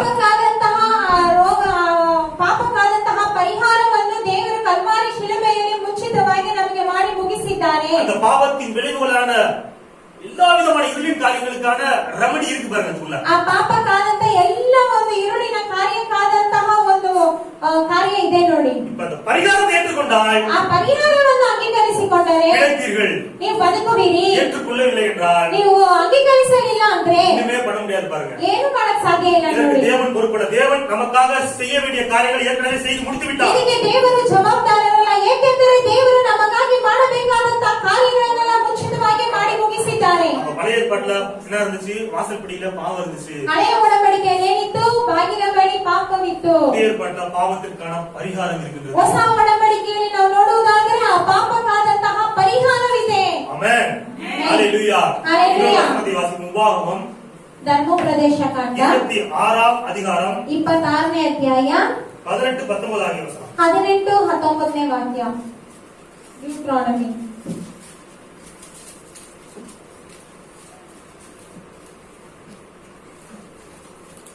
உபாகமம் 26:18-19. ಧರ್ಮ ಪ್ರದೇಶ ಕಾಂಡ 26ನೇ ಅಧ್ಯಾಯ 18-19. கர்த்தர் உனக்கு கொடுத்த வாக்கு கொடுத்த உனக்கு சொல்லியிருக்கிறபடி நீ என்னுடைய கட்டளைகள் எல்லாம் கைக்கொண்டால், கட்டளைகளை எல்லாம் கைக்கொண்டால் எனக்கு சொந்த ஜனமாய் இருப்பாய் என்றும், அண்டர்லைன் தி வேர்ட் சொந்த ஜனமாய் இருப்பாய். நான் உண்டு பண்ணின எல்லா ஜாதிகளை பார்க்கிலும் புகழ்ச்சியிலும் கீர்த்தியிலும் மகிமையிலும் உன்னை சிறந்திருக்கும்படிக்கு செய்வேன் என்று நான் சொன்னபடியே நீ உன் தேவனாய கர்த்தரால் எனக்கு பரிசுத்த ஜனமாய் இருப்பாய் என்றே ஜனமா இருப்பாய். அதை அண்டர்லைன் பண்ணிக்கங்க. என்று அவர் இன்று உனக்கு சொல்லி இருக்கிறாரே என்றார். ஹalleluya. கர்த்தர் சொல்றாரு பழைய ஏற்பாட்டுல ಹಳೆಯ ಒಡಂಬಡಿಕೆಯಲ್ಲಿ ಹೇಳುತ್ತಾರೆ ದೇವರು, கர்த்தர் உனக்கு வாக்கு கொடுத்து உனக்கு சொல்லியபடி அவருடைய கட்டளைகளின்படி எல்லாம் கட்டளையின்படி ಆತನ எல்லாம் ವಾಗ್ದಾನ ಅನುಸಾರವಾಗಿ ಎಲ್ಲ ಆತನ ಮಾಡಿದ. ಆಜ್ಞೆಗಳನ್ನೆಲ್ಲವನ್ನು ஆனா கட்டளையின்படி எல்லாம் செய்ய முடியாது பாருங்க. ಅದರ ಆಜ್ಞೆಗಳೆಲ್ಲವನ್ನು ಮಾಡಕ್ ಸಾಧ್ಯ ಇಲ್ಲ பைபிள் ನೋಡಿ. சொல்லுது ஒன்றில் தவறினால் ಒಂದಲ್ಲಿ ತಪ್ಪಿದರೆ எல்லாவற்றிலும் குற்றவாளியா இருப்பான். ಎಲ್ಲದರಲ್ಲೂ ತಪ್ಪಾಗಿರುತ್ತದೆ. நியாயப்பிரமாணத்தின்படி ಧರ್ಮಶಾಸ್ತ್ರದಂತೆ எல்லாவற்றையும் கடைபிடித்து கரெக்டா இருந்தா அப்படின்னா ನೀವು ಎಲ್ಲವನ್ನು ಹಿಂಬಾಲಿಸಿ ಅದರಲ್ಲಿ ನೀವು ಸರಿಯಾಗಿರುವುದಾದರೆ என்ன அண்டர்லைன் பண்ணுங்க, நீ எனக்கு சொந்த ஜனமா இருப்பாய், ನೀವು ನನ್ನ ಸ್ವಕೀಯ ಜನರಾಗಿರುವಿರಿ, எனக்கு பரிசுத்த ஜனமா இருப்பாய். ನನಗೆ ಪರಿಶುದ್ಧ ಜನಾಂಗವಾಗಿರುವಿರಿ, சொந்த ஜனமா இருப்பாய், ಸ್ವಂತ ಜನರಾಗಿರುವಿರಿ, பரிசுத்த ஜனமா இருப்பாய். ಪರಿಶುದ್ಧ அந்த ಜನಾಂಗವಾಗಿರುವಿರಿ. வார்த்தை மைண்ட்ல வச்சுக்கோங்க.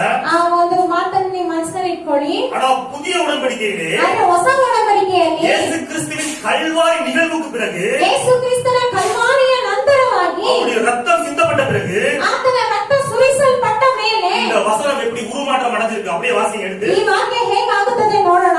1 பேதுரு 1 ಪೇತ್ರನು 2ஆம் அதிகாரம் 2ನೇ ಅಧ್ಯಾಯ 9வது வசனம். 9ನೇ ವಾಕ್ಯ.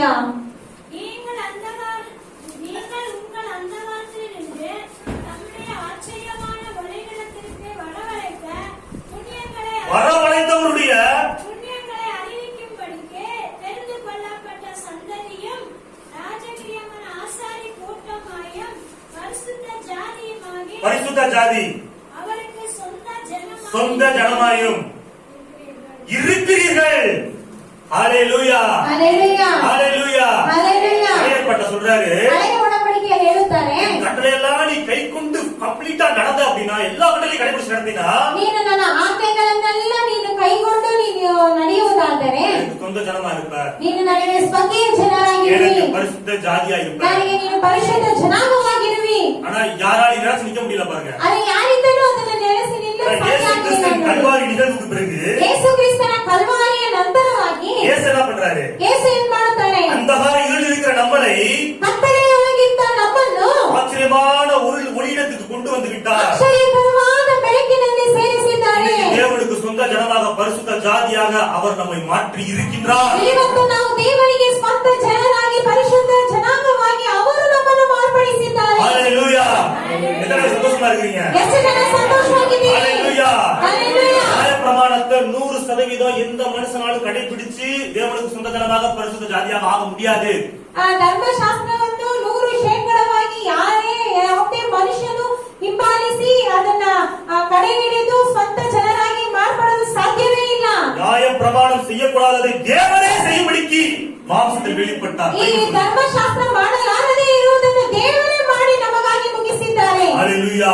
ஹalleluya. நமது சார்பாக ನಮ್ಮ ದೆಸೆಯಿಂದ அவர் நம்முடைய இடத்தை எடுத்துக்கொண்டு ನಮ್ಮ ಒಂದು ಸ್ಥಳವನ್ನು ಅವರು ತಗೊಂಡು அவர் நியாயப்பிரமாணத்தை முழுமையாக நிறைவேற்றி முடித்து ಅವರ ಧರ್ಮಶಾಸ್ತ್ರವನ್ನು ಪೂರ್ಣವಾಗಿ ನೆರವೇರಿಸಿ ಮುಗಿಸಿ அந்த பலன்களை இன்றைக்கு நமக்கு ಆ கொடுத்திருக்கிறார். ಫಲಗಳನ್ನು ಇವತ್ತು ನಮಗೆ ಕೊಟ್ಟಿದ್ದಾರೆ. சொந்த ஜனமாக பரிசுத்த ஜாதியாக ராஜரிக ஆசாரிய கூட்டமாக அவர் நம்மை மாற்றி இருக்கின்றார். ಸ್ವಕೀಯ ಜನರಾಗಿ ಪರಿಶುದ್ಧ ಜನಾಂಗವಾಗಿ ಯಾಜಕರಾಗಿ ನಮ್ಮನ್ನು ಮಾರ್ಪಡಿಸಿದ್ದಾರೆ. இதான் பாருங்க கிருபை. ಇದೇ ನೋಡಿ ಕೃಪೆ. ஹalleluya ஹalleluya. ஹalleluya. ஹalleluya. ஒரு பையன் இருக்கான், ಒಂದು ಹುಡುಗ ಇದ್ದಾನೆ, அவன் அப்பா சொல்றாரு, ಅವ್ರ ತಂದೆ ಹೇಳ್ತಾರೆ, மகனே நீ 5 பாடத்திலையும் 100க்கு 100 வாங்கினாதான் ಮಗನೇ ನೀನು 5 ವಿಷಯಗಳನ್ನು ನೀನು 100ಕ್ಕೆ 100 ತಗೊಂಡ್ರೆ நீ என்னோட புள்ள, ನೀನು ನನ್ನ ಮಗು, உனக்கு என்னோட சொத்துல பங்கு இருக்குது. ನಿನಗೆ ಆವಾಗ ನನ್ನ ಆಸ್ತಿಯಲ್ಲಿ ಪಾಲಿದೆ. நீ வாங்கல அப்படின்னா ನೀನು ಆ ರೀತಿಯಾಗಿ 100ಕ್ಕೆ 100 ಅಂಕಗಳು ಪಡೆಯಲಿಲ್ಲ நீ ಅಂದ್ರೆ பிள்ளை கிடையாது, உன் சொத்துல பங்கு கிடையாது. ನೀನು ನನ್ನ ಮಗುನು ಅಲ್ಲ, ನಿನಗೆ ಆಸ್ತಿಯಲ್ಲಿ ಪಾಲು ಇಲ್ಲ. 99 அவன கூட ஃபெயில் தான். 99 ತಗೊಂಡ್ರು ನಿನ್ಗಿಲ್ಲ. பழைய ஏற்பாடு அப்படிதான் இருந்துச்சு பாருங்க. ಹಳೆಯ ಒಡಂಬಡಿಕೆ ಆ ರೀತಿಯಾಗಿ ಇತ್ತು. யாருமே 100க்கு 100 வாங்கவே இல்லை. ಯಾರು 100ಕ್ಕೆ 100 ಅಷ್ಟು ತಗೊಳ್ಳೇ ಇಲ್ಲ. ஆனா ஏசு என்ன பண்ணாரு தெரியுமா? ಆದ್ರೆ ಯೇಸು ಏನ್ ಮಾಡಿದ್ರು ಗೊತ್ತಾ? தேவன் என்ன செஞ்சாரு தெரியுமா? ದೇವರು ಏನ್ ಮಾಡಿದ್ರು ಗೊತ್ತಾ? ஃபர்ஸ்ட் நம்மள பிள்ளையா மாத்தினாரு. ಫಸ್ಟ್ ನಮ್ಮನ್ನು ಮಕ್ಕಳಾಗಿ ಮಾರ್ಪಡಿಸಿದರು. சொத்தெல்லாம் நம்ம பேருக்கு எழுதி கொடுத்துட்டாரு. ಆ ಆಸ್ತಿಗಳನ್ನ ನಮ್ಮ ಹೆಸರಿಗೆ ಬರೆದು ಕೊಟ್ಟಿದ್ದರು. நம்ம எழுத வேண்டிய பரீட்சை அவரே எழுதி முடிச்சிட்டாரு. ನಾವು ಬರೆಯಬೇಕಾದಂತ ಪರೀಕ್ಷೆಯನ್ನು ಅವರೇ ಬರೆದು ಮುಗಿಸಿದ್ದಾರೆ. 100க்கு 100 வாங்கிட்டாரு. 100ಕ್ಕೆ 100 ಅಂಕ ಪಡೆದಿದ್ದಾರೆ. இப்ப என்ன சொல்றாருன்னா, ಈಗ ಏನ್ ಹೇಳ್ತಾರಂದ್ರೆ, நான் எழுதி வச்ச பேப்பரை பார்த்து அப்படியே காப்பி பண்ணு. ನಾನು ಬರೆದಿಟ್ಟಿರೋ ಆ ಪೇಪರ್ ನೋಡ್ಕೊಂಡು ಹಾಗೆ ನೀನು ಕಾಪಿ ಮಾಡು. இதற்காகவே நீ அழைக்கப்பட்டாய். ಇದಕ್ಕಾಗಿ ನೀವು ಕರೆಯಲ್ಪಟ್ಟಿದ್ದೀರಿ. ஆமென். ಆಮೆನ್. இதுதான் புதிய உடன்படிக்கையின் வாழ்க்கை பாருங்க. ಇದು ಹೊಸ ಒಡಂಬಡಿಕೆಯ ಜೀವನ ನೋಡಿ. 1 பேதுரு 2ஆம் அதிகாரம் 21வது வசனம். 1 ಪೇತ್ರನ 2ನೇ ಅಧ್ಯಾಯ 21ನೇ ವಾಕ್ಯ. 1 பேதுரு 2ஆம் அதிகாரம் 21வது வசனம். 1 ಪೇತ್ರನ 2ನೇ ಅಧ್ಯಾಯ 21ನೇ ವಾಕ್ಯ. இதற்காகவே நீங்கள் அழைக்கப்பட்டிருக்கிறீர்கள். ஏனெனில் கிறிஸ்து உங்களுக்காக பாடுபட்டு நீங்கள் தம்முடைய அடிச்சுவடுகளை தொடர்ந்து வரும்படி உங்களுக்கு மரியாதையும் மாதிரியை முன்வைத்து போனார். ஹalleluya ஹalleluya ஹalleluya. உங்களுடைய மீறுதலுக்கு இயேசு காயப்பட்டார். ನಿಮ್ಮ ಅಪರಾಧಗಳಿಂದ ಯೇಸು ಗಾಯಪಟ್ಟರು. உங்களுடைய அக்கிரமங்களிலிருந்து இயேசு நொறுக்கப்பட்டார். ನಿಮ್ಮ ಅಪರಾಧಗಳಿಂದ ಯೇಸು ಚಚ್ಚಲ್ಪಟ್ಟರು. உங்கள் சார்பாக அவர் பலியானார். ನಿಮ್ಮ ದೆಸೆಯಿಂದ ಅವರು ಬಲಿಯಾದರು. எல்லா ஆசீர்வாதங்களினாலும் ஆசீர்வதித்து விட்டார். ಎಲ್ಲ ಆಶೀರ್ವಾದಗಳಿಂದ ನಿಮ್ಮನ್ನು ಆಶೀರ್ವದಿಸಿದ್ದಾರೆ. உன்னதங்களிலே ஆவிக்குரிய சகல ஆசீர்வாதங்களையும் ஆசீர்வதிப்பார்னு சொல்லியிருக்குதா, ஆசீர்வதித்து விட்டார் சொல்லியிருக்குதா? ಸತ್ಯವೇದದಲ್ಲಿ ಉನ್ನತಗಳಲ್ಲಿ ಎಲ್ಲ ಆಶೀರ್ವಾದಗಳಿಂದ ಆಶೀರ್ವದಿಸಿದ್ದಾರೆ ಅಂತ ಹೇಳಿದ್ರೆ ಇಲ್ಲ ಆಶೀರ್ವದಿಸುತ್ತಾರೆ ಅಂತ ಹೇಳ್ತಾರ? ಎಲ್ಲ ஆசீர்வாதங்களையும் ஆவிக்குரிய ரீதியிலே ஆசீர்வதித்து விட்டார். ಎಲ್ಲ ಆಶೀರ್ವಾದಗಳನ್ನು ಆತ್ಮಿಕ ರೀತಿಯಲ್ಲಿ ದೇವರು ನಮ್ಮನ್ನು ಆಶೀರ್ವದಿಸಿದ್ದಾರೆ. ஹalleluya. சொத்து உங்க பேருக்கு வந்துருச்சு. ಆಸ್ತಿಗಳು ನಿಮ್ಮ ಹೆಸರಿನಲ್ಲಿ ಬಂದಿದ್ದಾಯ್ತು. நீங்க என்ன பண்ணணும்? ಈಗ ನೀವು ಏನ್ ಮಾಡ್ಬೇಕು? அவருடைய அடிச்சுவடுகளை பின்பற்றி நடக்க வேண்டும். ಆತನ ಹೆಜ್ಜೆಯನ್ನು ಹಿಂಬಾಲಿಸಿ ನಡೆಯಬೇಕು. அவருடைய வே ஆஃப் லைஃப் ஸ்டைல ஃபாலோ பண்ணணும். ಅವನ ಒಂದು ಮಾರ್ಗವನ್ನು ನೀವು ಹಿಂಬಾಲಿಸಬೇಕು. அவர் எப்படி எல்லாத்தையும் நேசிச்சாரு? ಅವರು ಹೇಗೆ ಎಲ್ಲರನ್ನು ಪ್ರೀತಿಸಿದರು? ஒருவரையும் அவர் புறமே தள்ளவே இல்லை. ಅವರು ಒಬ್ಬರನ್ನು ದೂರ ತಳ್ಳಲೇ ಇಲ್ಲ ನೋಡಿ. எல்லோரையும் நேசிச்சாரு. ಎಲ್ಲರನ್ನೂ ಪ್ರೀತಿಸಿದರು. எல்லோரையும் அன்பு செஞ்சாரு. ಎಲ್ಲರನ್ನೂ ಪ್ರೀತಿ ಮಾಡಿದರು. ரூபமாக இந்த உலகத்துல வாழ்ந்தாரு. ಅವರು ಪ್ರೀತಿಯ ಒಂದು ಸ್ವರೂಪಿಯಾಗಿ ಲೋಕದಲ್ಲಿ ಬಾಳಿದರು. பாவிகளை மன்னித்தாரு. ಪಾಪಿಗಳನ್ನು ಕ್ಷಮಿಸಿದರು. இரக்கத்தை காமித்தார். ಕನಿಕರವನ್ನು ತೋರಿಸಿದರು. பரிசுத்தமாய் வாழ்ந்தார். ಪರಿಶುದ್ಧವಾಗಿ ಬಾಳಿದರು. இப்படிப்பட்ட தெய்வீக சுபாவம் கொண்டவர்களா அப்படி அடிச்சுவடுகளை பின்பற்றி வாழ வேண்டும் என்று தேவன் நம்மிடத்தில் எதிர்பார்க்கிறார். ಈ ರೀತಿಯಾದ ದೈವಿಕ ಸ್ವಭಾವವಾಗಿ ನಾವು ಅವರ ಹೆಜ್ಜೆಗಳನ್ನು ಹಿಂಬಾಲಿಸಬೇಕು ಅಂತ ಅವರು ನಮ್ಮನ್ನು ಇಷ್ಟಪಡುತ್ತಾರೆ. இதுதான் புதிய உடன்படிக்கையின் வாழ்க்கை. ಇದುವೇ ಹೊಸ ಒಡಂಬಡಿಕೆಯ ಜೀವನ. பழைய ஏற்பாட்டுல சிலுவை கிடையாது. ಹಳೆಯ ಒಡಂಬಡಿಕೆಯಲ್ಲಿ ಶಿಲುಬೆ ಇಲ್ಲ. இயேசுவின் ரத்தம் கிடையாது. ಯೇಸುವಿನ ರಕ್ತವಿಲ್ಲ. எனவே இஸ்ரவேல் மக்களால் தேவனுக்கு சொந்ததனமாக பரிசுத்த ஜாதி அப்படின்ற நிலைமையில நிலையா நிக்க முடியல பாருங்க. ಆದ್ದರಿಂದ ಇಸ್ರೇಲರಿಗೆ ಸ್ವಂತ ಜನರಾಗಿ ಆ ಪರಿಶುದ್ಧ ಜನಾಂಗ ಅನ್ನುವಂತ ಕಡೆಯಲ್ಲಿ ನಿಲ್ಲಕ್ಕೆ ಸಾಧ್ಯ ಇಲ್ಲ ನೋಡಿ. அப்ப என்ன பண்ணிடுவாங்க? பாவத்துல விழுந்துருவாங்க. ಹಾಗಾಗಿ ಹೋಗ್ಬಿಡ್ತಾರೆ. உடனே என்ன பண்ணுவாங்க? ತಕ್ಷಣ ಏನ್ ಮಾಡ್ತಾರೆ? ரெட்டு ஊத்தி சாம்பல் உட்கார்ந்து உபவாசம் பண்ணுவாங்க. ಹಾಗೆ ಅವರು ಗೋಣಿ ಚೀಲೆಯನ್ನು ತೊಟ್ಕೊಂಡು ಹಾಗೆ ಅವರು ಉಪವಾಸ ಮಾಡುತ್ತಾರೆ. பாவ நிவாரண பலி இருந்துச்சு பாருங்க. ಪಾಪದ ನಿವಾರಣೆ ಬಲಿ ಬಂತು ನೋಡಿ. வருடத்துக்கு ஒரு முறை பாவ நிவாரண பலி இருந்துச்சு. ವರ್ಷಕ್ಕೆ ಒಂದು ಸಾರಿ ಪಾಪದ ನಿವಾರಣಾ ಬಲಿ ಅಂತ. அதுக்கு ವ್ಯಾலிಡಿಟಿ தான் பாருங்க. ಅದಕ್ಕೂ ಒಂದು ಕಾಲವಿದೆ ನೋಡಿ. 1 ಇಯರ್ தான். ಒಂದು ವರ್ಷಕ್ಕೆ. அந்த ವ್ಯಾಲಿಡಿಟಿ முடிஞ்சுனா அவ்வளவுதான். ಆ ಒಂದು ವರ್ಷಕ್ಕೆ ಮುಗಿತು. ಒಂದು ವರ್ಷ ಆಯ್ತಂದ್ರೆ ಅಷ್ಟೇನೆ. என்ன ஒரு பாவத்துக்கான தண்டனை வரும். ಪಾಪಕ್ಕಾದಂತ ದಂಡನೆ ಬರುತ್ತದೆ. ரீசார்ஜ் பண்றீங்க. ನೀವು ರೀಚಾರ್ಜ್ ಮಾಡುತ್ತೀರಿ. 28 நாள் ವ್ಯಾಲಿಡಿಟಿ இருக்குது. 28 ದಿನ ವ್ಯಾಲಿಡಿಟಿ ಇದೆ. 28 நாள் முடிச்சு நீங்க கால் பண்ணீங்கன்னா போகாது. 28 ದಿನ ಆದ್ಮೇಲೆ ನೀವು ಯಾರಿಗಾದ್ರೂ ಕಾಲ್ ಮಾಡೋದಾದ್ರೆ ಕಾಲ್ ಹೋಗೋದಿಲ್ಲ. அதே போல தான் ஒரு வருஷம் தான் ஒரு மனுஷனுக்கு பாவ நிவாரண பலியோட ವ್ಯಾಲಿಡಿಟಿ இருந்துச்சு பாருங்க. ಮನುಷ್ಯನಿಗೆ ಒಂದು ವರ್ಷ ಮಾತ್ರನೇ ಪಾಪ ನಿವಾರಣದ ಒಂದು ವ್ಯಾಲಿಡಿಟಿ ಇತ್ತು ನೋಡಿ. ಹಳೆ ಒಡಂಬಡಿಕೆಯಲ್ಲಿ போது தண்டனை வந்துரும். ತಕ್ಷಣ ಏನಾದ್ರೂ ತಪ್ಪು ನಡೆದರೆ ದಂಡನೆ ಬಂದ್ಬಿಡುತ್ತದೆ. அப்பಕ್ಕೆ என்ன அது ஷார்ட் சர்க்யூட் ஆயிட்டே இருந்துச்சு. ಆಗಾಗ ಆ ರೀತಿಯಾಗಿ ಆಗುತ್ತಿರುತ್ತದೆ. ஆனா புதிய ஏற்பாட்டுல ಹಾಗಾದ್ರೆ ಹೊಸ ಒಡಂಬಡಿಕೆಯಲ್ಲಿ அந்த மாதிரி கிடையவே கிடையாது. ಆ ರೀತಿಯಾಗಲ್ಲ. ஒரே பலியினாலே நம்மை அவர் பூர்ணப்படுத்தி இருக்கின்றார். ಒಂದೇ ಬಲಿಯಿಂದ ನಮ್ಮನ್ನು ಪೂರ್ಣಪಡಿಸಿದ್ದಾರೆ. ஹalleluya ஹalleluya ஹalleluya ஹalleluya. எல்இடி நீங்க வச்சிருக்கீங்க. ಒಂದು ಎಲ್ಇಡಿ ಟಿವಿಯನ್ನು ನೀವು ಇಟ್ಟಿದ್ದೀರಿ. டைரக்டா தூக்கி கனெக்ட் பண்றீங்க வச்சுங்களேன். ಪ್ಲಗ್ ಅನ್ನು ನೀವು ಡೈರೆಕ್ಟ್ ಆಗಿ ಕನೆಕ್ಟ್ ಮಾಡ್ತೀರಾ ಅಂತ ಇಟ್ಕೊಳ್ಳಿ. பவர் ஃபிளக்சுவேஷன் நடக்குது.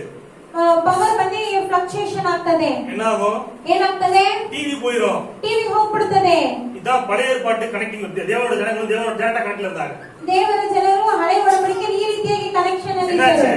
ಏನಾಯ್ತು? அவங்களுடைய மீறுதலுடைய பாவங்கள் வரும்போது டக்கு ஷார்ட் சர்க்யூட் ஆகி டிவி போயிச்சு அவ்வளவுதான்.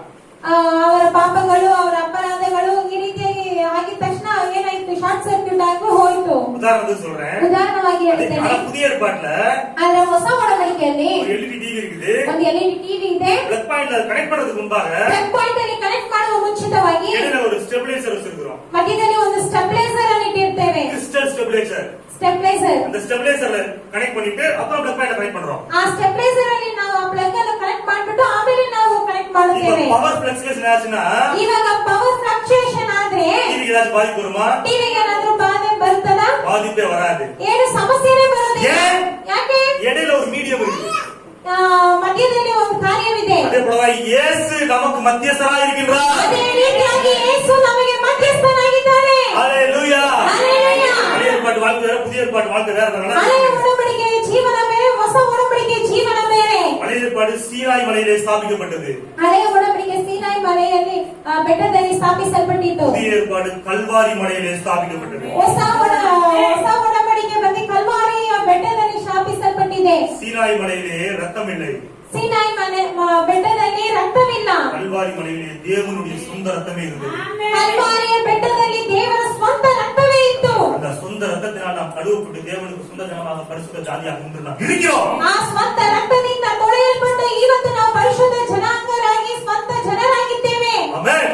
ಆಮೆನ್. ஹalleluya. ஹalleluya. எல்லாரும் சந்தோஷப்படுங்க, தேவனுக்கு சொந்தமா இருக்கிறோம். ಎಷ್ಟು ಜನ ಸಂತೋಷ ಪಟ್ಟಿಲ್ಲ, ದೇವರಿಗೆ ನಾವು ಸ್ವಂತ ಜನರಾಗಿದ್ದೀವಿ ಅಂತ. உலகத்துல யாருக்குமே கிடைக்காத பாக்கியம் அது. ಯಾರಿಗೂ ಸಿಗದಂತಹ ಭಾಗ್ಯ ನೋಡಿ. ஹalleluya. ஹalleluya. ஹalleluya. ஹalleluya. வாசிப்போம்.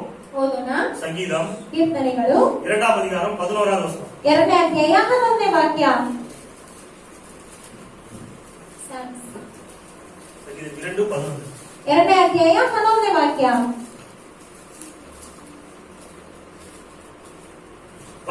பயத்துடனே கர்த்தரை சேவியுங்கள், நடுக்கத்துடனே களி கூறுங்கள். இங்க களி கூறுங்கள் அப்படின்றது என்னது? ಉಲ್ಲಾಸ ಪಡೀರಿ ಅಂದ್ರೆ ಏನು? மகிழ்ச்சியை தெரிவிக்கின்ற ஒரு காரியம். ಅದು ಸಂತೋಷವನ್ನು ತೋರ್ಪಡಿಸುವಂತಹ ಒಂದು ಕಾರ್ಯ. பயத்தோட தான் செய்யணும். பழைய ஏற்பாட்டுல ಅದನ್ನ ಕೂಡ ಹಳೆಯ ಒಡಂಬಡಿಕೆಯಲ್ಲಿ ಭಯದಿಂದ ಮಾಡಬೇಕು. பயத்தோட தான் களி கூறணுமா. மகிழ்ச்சியா இருக்கிறது கூட தேவனிடத்தில் மகிழ்ச்சி இருக்கிறது கூட பயத்துடனே நடுக்கத்துடனே அப்படின்னு பைபிள் சொல்லுறாங்க. ಭಯದಿಂದ ನಡುಗುತ್ತಾ ಉಲ್ಲಾಸ ಪಡೀರಿ ಅಂತ ಹೇಳಲ್ಪಡುತ್ತದೆ ನೋಡಿ. ஏன்னா ಏಕೆಂದರೆ ಪರಿಶುದ್ಧ ದೇವರನ್ನು ஆவியான மனிதனால் ಪಾಪಿಯಾದ ಮನುಷ್ಯನಿಂದ டைரக்டா அணுக முடியாது பாருங்க. ಡೈರೆಕ್ಟ್ ಆಗಿ ಹೋಗಲು ಸಾಧ್ಯ ಇಲ್ಲ. நம்முடைய பாவங்கள் அக்கிரமங்கள் தேவனுக்கும் நமக்கும் நடுவில் ஒரு பிரிவினையாக இருந்தது. ನಮ್ಮ ಪಾಪಗಳು ಅಪರಾಧಗಳೆಲ್ಲ ದೇವರಿಗೂ ನಮಗೆ ಮಧ್ಯದಲ್ಲಿ ಒಂದು ಬೇರ್ಪಡಿಕೆಯಾಗಿತ್ತು. ஒரு நடுசுவராக இருந்தது. ಒಂದು ಮಧ್ಯದ ಗೋಡೆಯಾಗಿತ್ತು. அந்த நடுசுவரை தான் கர்த்தராகிய இயேசு கிறிஸ்து கல்வாரியிலே தகர்த்தெறிந்தார். ಆ ಒಂದು ನಡು ಗೋಡೆಯನ್ನೇ ಕರ್ತನಾದ ಯೇಸು ಕ್ರಿಸ್ತನು ಕಲ್ವಾರಿ ಶಿಲುಬೆಯಲ್ಲಿ ಅದನ್ನು ಕೆಡವಿ ಹಾಕಿದರು. ஹalleluya. ஹalleluya. பயத்தோடு நடுக்கத்தோடு வழிபடுவது, ஆராதிப்பது, களி கூறுவது தான் பழைய ஏற்பாட்டு வாழ்க்கை. ಭಯದಿಂದ ನಡುಗುತ್ತಾ ಉಲ್ಲಾಸಿಸುವುದು ಇದು ಬಂದು ಹಳೆಯ ಒಡಂಬಡಿಕೆಯ ಜೀವನ.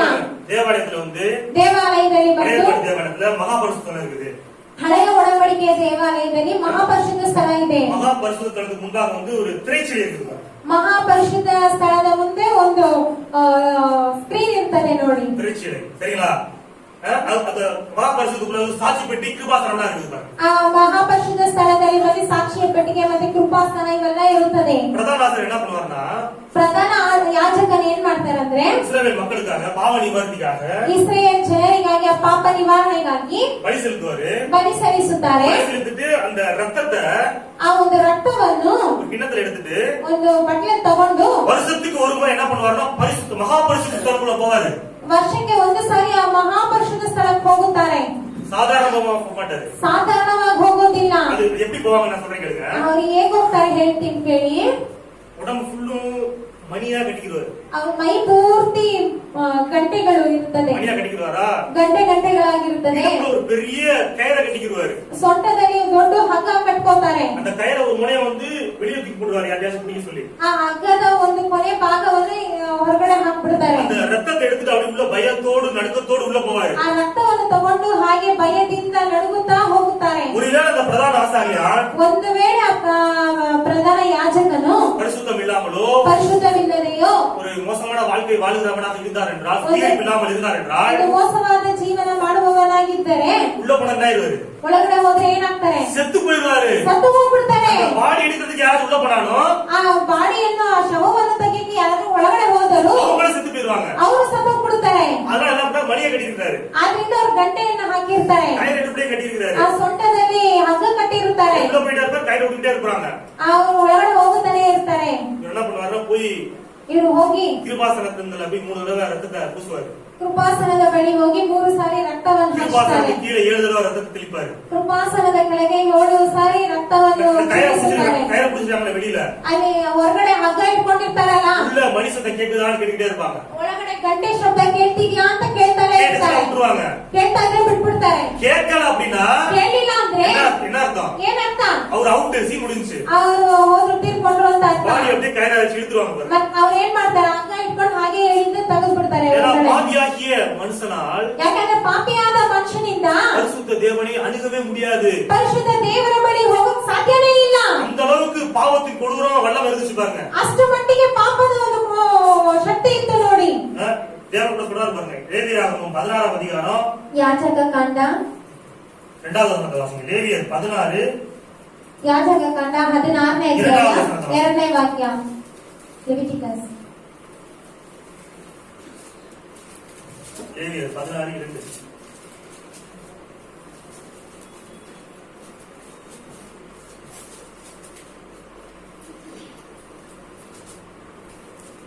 கிருபாசனத்தின் மேல் அண்டர்லைன் பண்ணீங்க. கிருபாசனத்தின் மேல் ஒரு மேகத்தில் நான் காணப்படுவேன். தேவனாகிய கர்த்தர் சொல்றாரு.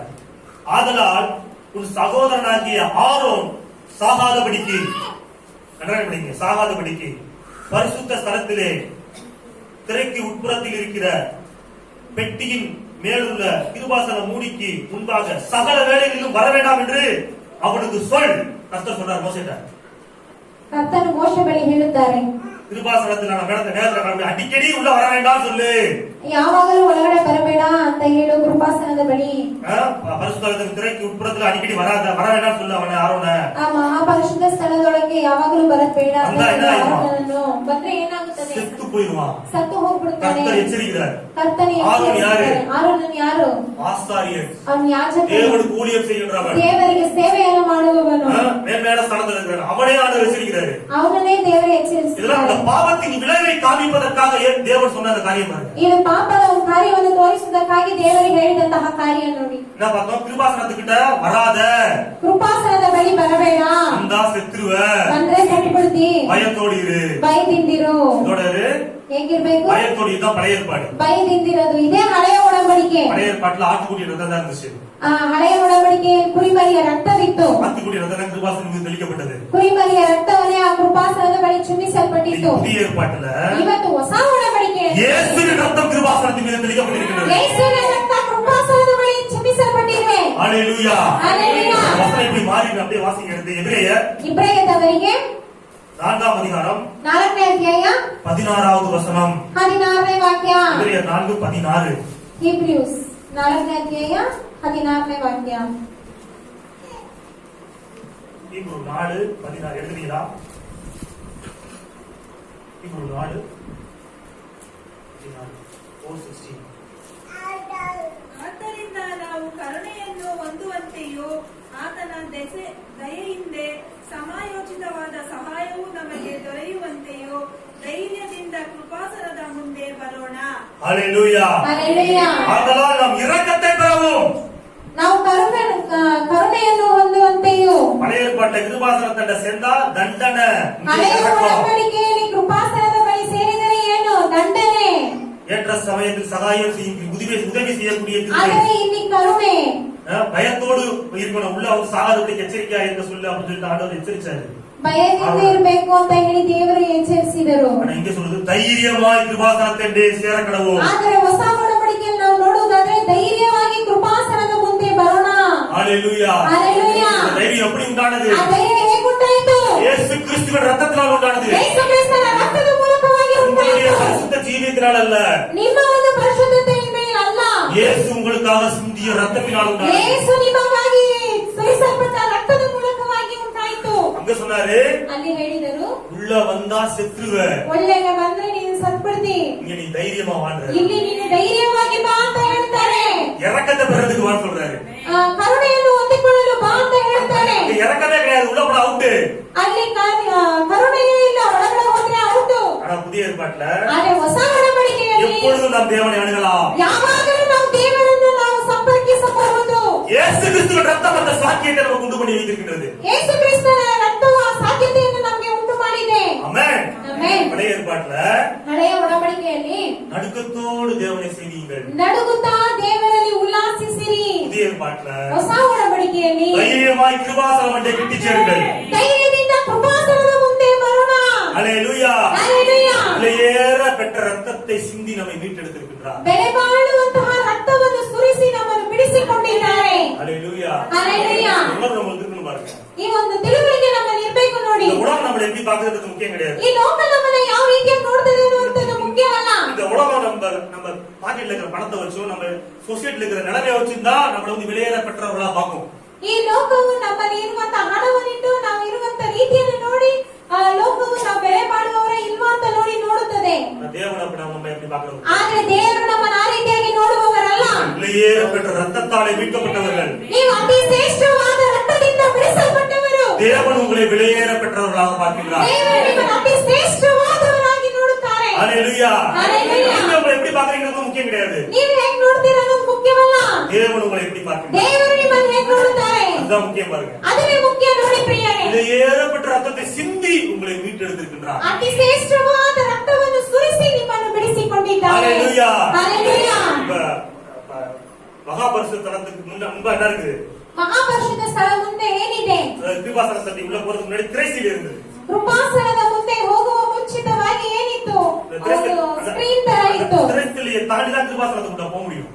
ಅದನ್ನ ದಾಟಿನೇ ಒಳಗಡೆ ಹೋಗಕ್ಕೆ ಸಾಧ್ಯವು. இயேசு கிறிஸ்து கல்வாரி சிலுவையிலே மரித்த உடனே ಯೇಸು ಕ್ರಿಸ್ತನು ಕಲ್ವಾರಿ ಶಿಲುಬೆಯಲ್ಲಿ ಸತ್ತಿದ ತಕ್ಷಣವೇ தேவாலயத்தின் திரைசீலை இரண்டாக ಆ கிழிந்தது. ದೇವಾಲಯದ ಚೀಲ ಏನಾಯ್ತು? ಎರಡಾಗಿ ಹರಿದು ಹೋಯಿತು. இப்படி தைரியமா போ. ಈಗ ನೀನು ಧೈರ್ಯವಾಗಿ ಹೋಗು. பாவத்திற்கான பலி கொடுக்கப்பட்டு விட்டது. ನಿನ್ನ ಪಾಪಕ್ಕಾದಂತಹ ಬಲಿ ಕೊಡಲ್ಪಟ್ಟಿದೆ. ஒரೇ பலியினால் உன்னை பூர்ணப்படுத்தி விட்டார். ಆ ಒಂದೇ ಬಲಿಯಿಂದ ನೀನು ಪೂರ್ಣಪಡಿಸಿದ್ದಾನೆ. நீ தைரியமாய் கிருபாசனத்தை நீ வரலாம் என்று தேவன் வெளிப்படுத்தி காட்டிவிட்டார். வெளியேறவா. ಧೈರ್ಯವಾಗಿ ಕೃಪಾಸನದ ಬಳಿ ಬರಬಹುದು ಅಂತ ದೇವರು ಪ್ರಕಟಿಸಿ ತೋರಿಸಿದ್ದಾರೆ. ಆಮೆನ್. ಆಮೆನ್. ஹalleluya. ஹalleluya. 1 தீமோத்தேயு 1 ತಿಮೋಥೆಯವರಿಗೆ மன்னிக்கவும். யோபு வாசிங்க. யோபு ಕ್ಷಮಿಸಿ ಯೋಬನು 9ஆம் அதிகாரம் 9ನೇ ಅಧ್ಯಾಯ 32 33. 32 33. யோபு 9ஆம் அதிகாரம் 32 33. ಜಾಬ್ 9ನೇ ಅಧ್ಯಾಯ 32 33. யோபு சொல்றாரு பாருங்க. ಯೋಬನ್ ಹೇಳ್ತಾನೆ ನೋಡಿ. எடுத்துறீங்களா? 9ஆம் அதிகாரம் 32 33. 9ನೇ ಅಧ್ಯಾಯ 32 33ನೇ ವಾಕ್ಯ. யோபு சொல்றாரு, நான் அவருக்கு பிரதியுத்தரம் சொல்வதற்கும் நாங்கள் கூடி நியாயத்திற்கு வருவதற்கும் அவர் என்னை போல மனுஷன் அல்லவே. தேவனை பத்தி சொல்றாரு. ದೇವರ ಬಗ್ಗೆ ಹೇಳುತ್ತಾರೆ. நாங்க ஒண்ணு கூடி நியாயத்திற்கு வருவதற்கும் ನಾವು ಒಂದು ಕೂಡಿ ನ್ಯಾಯ ತೀರಿಸಲು ಬರುವುದಕ್ಕೆ அது அவர் வந்து என்னை போல ஒரு மனுஷன் கிடையாது. ನನ್ನ ರೀತಿಯಾಗಿ ಒಂದು ಮನುಷ್ಯನಲ್ಲ. எங்கள் இருவர் மேலும் ನಮ್ಮ ಇಬ್ಬರ ಮೇಲೆಯೂ தன் கையை வைக்கத்தக்க ಕೈ ಇಡುವವನಾಗಿಯೂ மத்தியஸ்தன் எங்களுக்குள் இல்லையே. ಮಧ್ಯಸ್ಥನಾಗಿ ಇರುವ ನ್ಯಾಯಾಧಿಪತಿ ಯಾರು ಇಲ್ಲ. அண்டர்லைன் மத்தியஸ்தன். ಮಧ್ಯಸ್ಥನು ಗುರುತು ಮಾಡ್ಕೊಳ್ಳಿ. மத்தியஸ்தர் என்கிற வார்த்தையை அண்டர்லைன் பண்ணிக்கங்க. ಮಧ್ಯಸ್ಥನನ್ನು ಗುರುತು ಮಾಡ್ಕೊಳ್ಳಿ.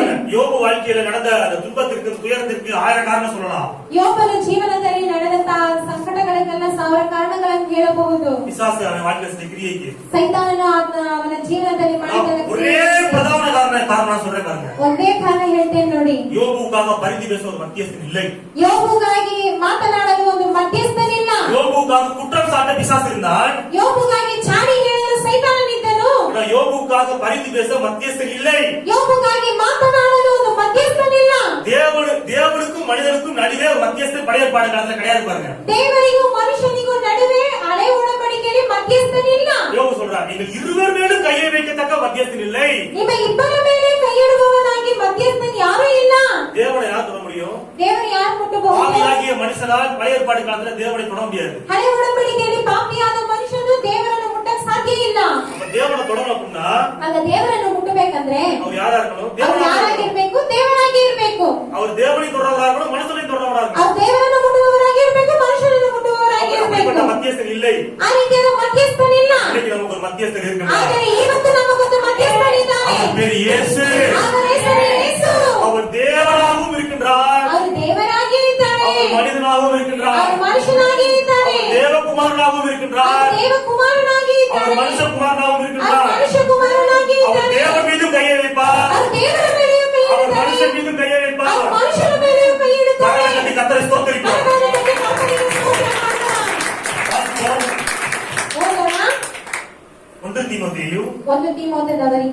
அதிகாரம் 5, 6 ஆகிய வசனங்கள். 2ನೇ ಅಧ್ಯಾಯ 5, 6ನೇ ವಾಕ್ಯ.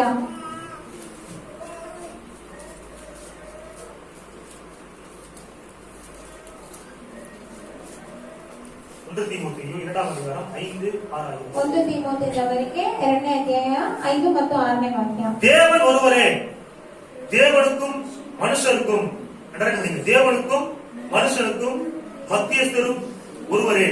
அல்லேலூயா.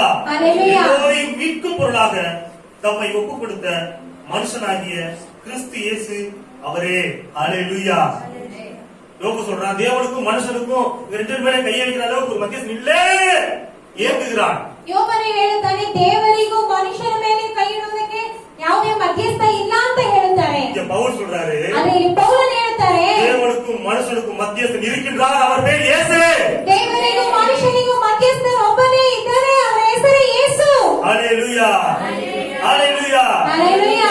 எபிரேயர் 12:24 சொல்லுது, அவர் புதிய உடன்படிக்கையின் மத்தியஸ்தராய் இருக்கின்றார். ಇಬ್ರಿಯದವರಿಗೆ 12:24 ನಾವು ನೋಡುವುದಾದ್ರೆ ಅವರು ಹೊಸ ಉಡன்பಡಿಕೆಯ ಮಧ್ಯಸ್ಥರಾಗಿದ್ದಾರೆ. இப்ப யோபு வாழ்க்கையில் நடந்த அந்த மோசமான காரியங்கள் மாதிரி நம்ம வாழ்க்கையில் நடக்க வேண்டிய அவசியம் நடக்க முடியாது பாருங்க. ஏன்னா நமக்காக பரிந்து பேச மத்தியஸ்தர் இருக்கின்றார். ಯೋಬು ಜೀವನದಲ್ಲಿ ನಡೆದಂತಹ ಕಾರ್ಯಗಳು ನಮಗೆ ನಡೆಯುವಂತ ಅವಶ್ಯಕತೆಯನ್ನು ನಡೆಯಲು ಸಾಧ್ಯವಿಲ್ಲ, ಯಾಕೆಂದ್ರೆ ನಮಗಾಗಿ ಮಧ್ಯಸ್ಥರಿದ್ದಾರೆ. நமக்காக நன்மையானவைகளை பேசுகின்ற இயேசு கிறிஸ்துவின் ரத்தம் இருக்கிறது. ನಮಗಾಗಿ ಒಳ್ಳೆಯದನ್ನೇ ಮಾತನಾಡುವಂತಹ ಯೇಸು ಕ್ರಿಸ್ತನ ರಕ್ತವಿದೆ. அல்லேலூயா. அல்லேலூயா. இயேசுவின் ரத்தம் உங்களுக்காக நன்மையானவைகளை பேசிக் கொண்டிருக்கிறது. ಯೇಸುವಿನ ರಕ್ತ ನಿಮಗಾಗಿ ಒಳ್ಳೆಯದನ್ನೇ ಮಾತನಾಡುತ್ತಿದೆ. என்ன நன்மைகளை பேசிக் கொண்டிருக்கிறது? நீங்கள் செய்த நன்மைகளையா? ಏನು ಒಳ್ಳೆಯದನ್ನು ಮಾತನಾಡ್ತಿದೆ? ನೀವು ಮಾಡಿದಂತ ಒಳ್ಳೆಯದನ್ನ, அவர் செய்த நன்மைகளை, ಅವರು ಮಾಡಿದಂತ ಒಳ್ಳೆಯದನ್ನು.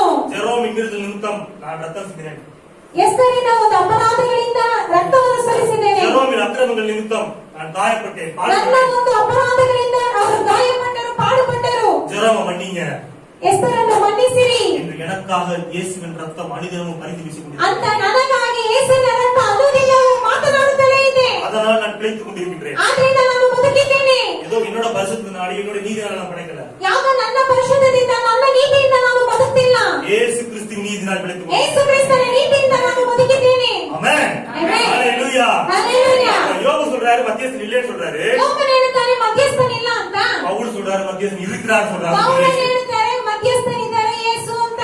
இதுதான் புதிய உடன்படிக்கையில் வாழ்ந்த பாருங்க. ಇದುವೇ ಹೊಸ ಒಡಂಬಡಿಕೆಯ ಜೀವನ ನೋಡಿ. வாசிப்போம் லேவியராகமம் ಯಾಜಕಕಾಂಡ 18:5 18 5வது வசனம். 18ನೇ ಅಧ್ಯಾಯ 5ನೇ ವಾಕ್ಯ.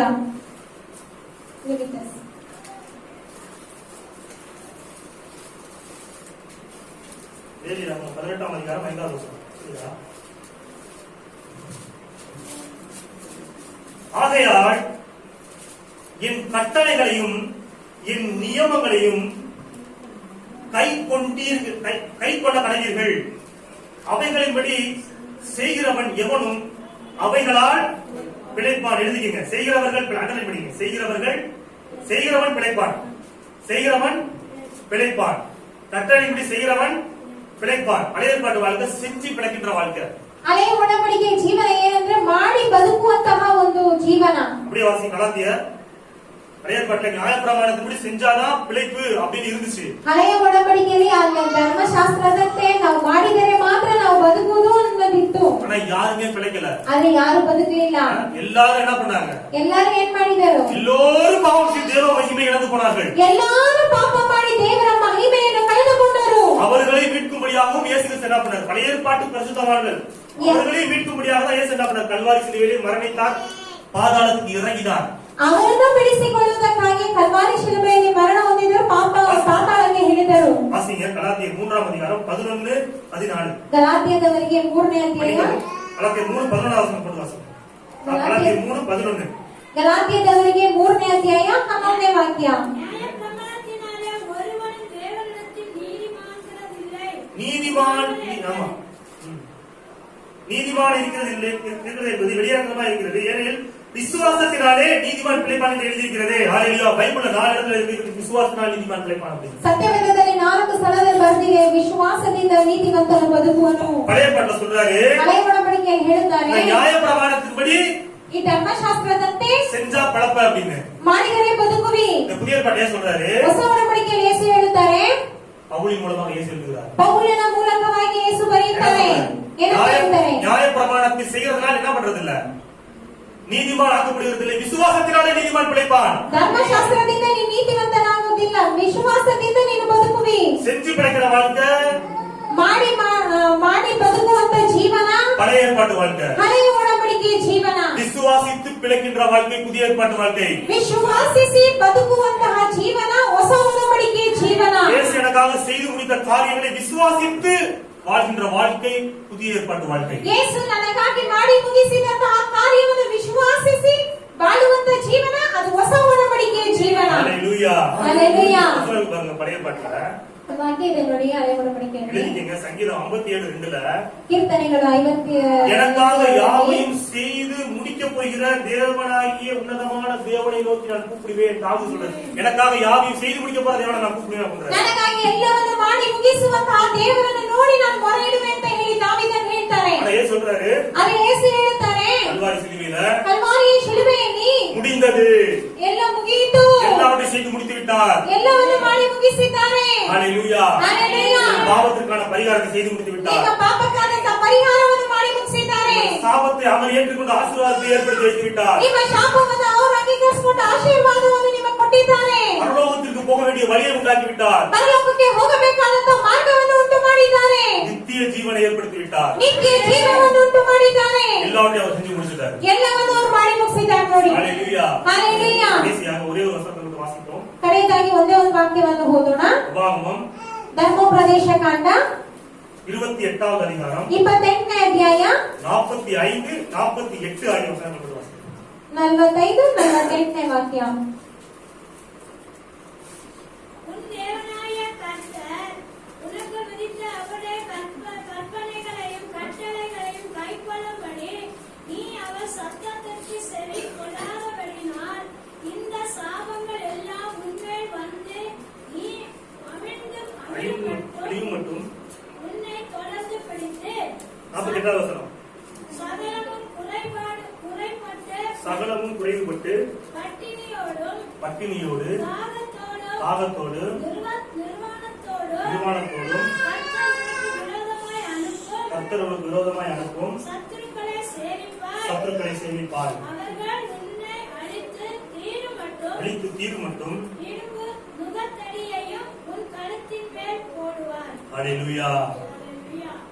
கர்த்தர் சொல்றாரு, ಕರ್ತನು ಹೇಳುತ್ತಾರೆ, பழைய ஏற்பாட்டுல சொல்றாரு, ಹಳೆಯ ಒಡಂಬಡಿಕೆಯಲ್ಲಿ ಹೇಳ್ತಾರೆ, தேவனாகிய கர்த்தருடைய கற்பனைகளையும் கட்டளைகளையும் மீறி நடந்த அப்படின்னா ದೇವರ ಆಜ್ಞೆಗಳನ್ನೆಲ್ಲ ನೀನು ಮೀರಿ ಕೈಗೊಳ್ಳದೆ ನಡೆಯದಾದರೆ ஒரு சாபம் வரும்.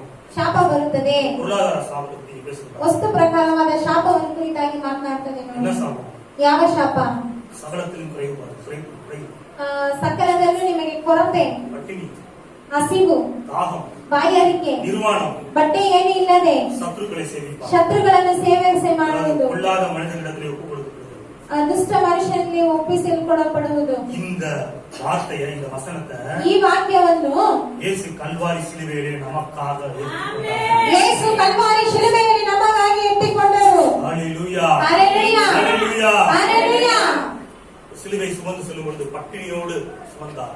ಅವರು ಶಿಲುಬೆಯನ್ನು ಹೊತ್ತುಕೊಂಡು ಹೋಗುವಾಗ ಹಸಿವಿನಿಂದ ಹೊತ್ಕೊಂಡು ಹೋದ್ರು. முந்தின நாள் இரவு சாப்பிட்டது. ಮುಂದಿನ ದಿನ ರಾತ್ರಿ ತಿಂದಿದ್ದು. சாகர வரை சாப்பிடல. ಸಾಯುವ ತನಕ ಊಟನೇ ಮಾಡಲಿಲ್ಲ. பட்டினியோடு சிலுவை சுமந்து கொண்டு திரிகிறார். ಹಸಿವಿನಿಂದ ಶಿಲುಬೆಯನ್ನು ಹೊತ್ಕೊಂಡು ಹೋಗ್ತಾರೆ. தாகத்தை அடைந்தார். ಬಾಯಾರಿಕೆಯನ್ನು இருக்கிறது. ದಾಹವಾಗಿದ್ದೇನೆ. வேதவாக்கியங்கள் நிறைவேறும்படியாக சொன்னார். ವೇದವಾಕ್ಯ ನೆರವೇರುವಂತೆ ಹೇಳಿದರು. ಬಾಯಾರಿಕೆ, நிர்வாணம், ಬಟ್ಟೆ ಇಲ್ಲದೆ ಅಂಗಿಗಳನ್ನೆಲ್ಲ ಬಿಚ್ಚಿ ಹಾಕಿದರು. நிர்வாணம், ಬಟ್ಟೆ ಏನಿಲ್ಲದೆ சத்துருக்களை கையில் ஒப்பு கொடுக்கப்பட்டார். ಶತ್ರುಗಳ ಸೇವನೆ, ಶತ್ರುಗಳ ಕೈಯಲ್ಲಿ ಒಪ್ಪಿಸಲ್ಪಟ್ಟರು. சத்துருக்களை கையில் ஒப்பு கொடுக்கப்பட்டார். ಶತ್ರುವಿನ ಕೈಯಲ್ಲಿ ಒಪ್ಪಿಸಲ್ಪಟ್ಟರು. நுகத்தடி ஏற்றுக்கொண்டார். ಆ ನುಗ್ಗುಗಳನ್ನೆಲ್ಲ ಅಂಗೀಕರಿಸಿಕೊಂಡರು. சாகுற வரையும் ಅವ್ರು ಸಾಯುವವರೆಗೂ சத்துருக்களுடைய கையில் இருந்தார். ಶತ್ರುಗಳ ಕೈನಲ್ಲಿದ್ದರು. யாருக்காக?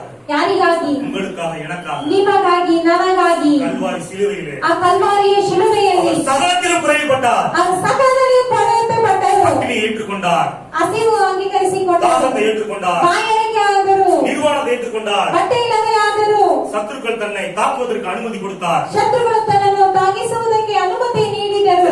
இந்த சாபத்திலிருந்து நம்மை விடுதலையாக்குவதற்கு, ಯಾವುದಕ್ಕಾಗಿ? ಈ ಶಾಪದಿಂದ ನಾವು ಬಿಡುಗಡೆಯಾಗುವಂತೆ. மரத்திலே தூக்கப்பட்டவன் எவனும் சபிக்கப்பட்டவன் என்று எழுதியிருக்கிறபடி ಮರದಲ್ಲಿ ತೂಗಾಕಲ್ಪಟ್ಟ ಪ್ರತಿಯೊಬ್ಬನು ಶಾಪಗ್ರಸ್ತನು ಅಂತ ಬರೆಯಲ್ಪಟ್ಟ ಪ್ರಕಾರವಾಗಿ கிறிஸ்துவின் நியாயப்பிரமாணத்தின் சாபங்களுக்கு நம்மை மீட்டெடுத்து விடுதலையாக்கி இருக்கின்றார். ಯೇಸು ಕ್ರಿಸ್ತನ ಧರ್ಮಶಾಸ್ತ್ರದ ಶಾಪದಿಂದ ನಮ್ಮನ್ನು ಬಿಡುಗಡೆ ಮಾಡಿದ್ದಾರೆ. ஹalleluya. ஹalleluya. பொருளாதாரத்தின் சாபத்தை என்ன பண்ணுங்க கல்வாரி சிலுவையில் உடைத்து எறிந்திருக்கிறார். ವಸ್ತು ಪ್ರಕಾರವಾದ ಶಾಪವನ್ನು ಕಲ್ವಾರಿ ಶಿಲುಬೆಯಲ್ಲಿ ಹೊಡೆದು ಹಾಕಿದ್ದಾರೆ. ಆಮೆನ್.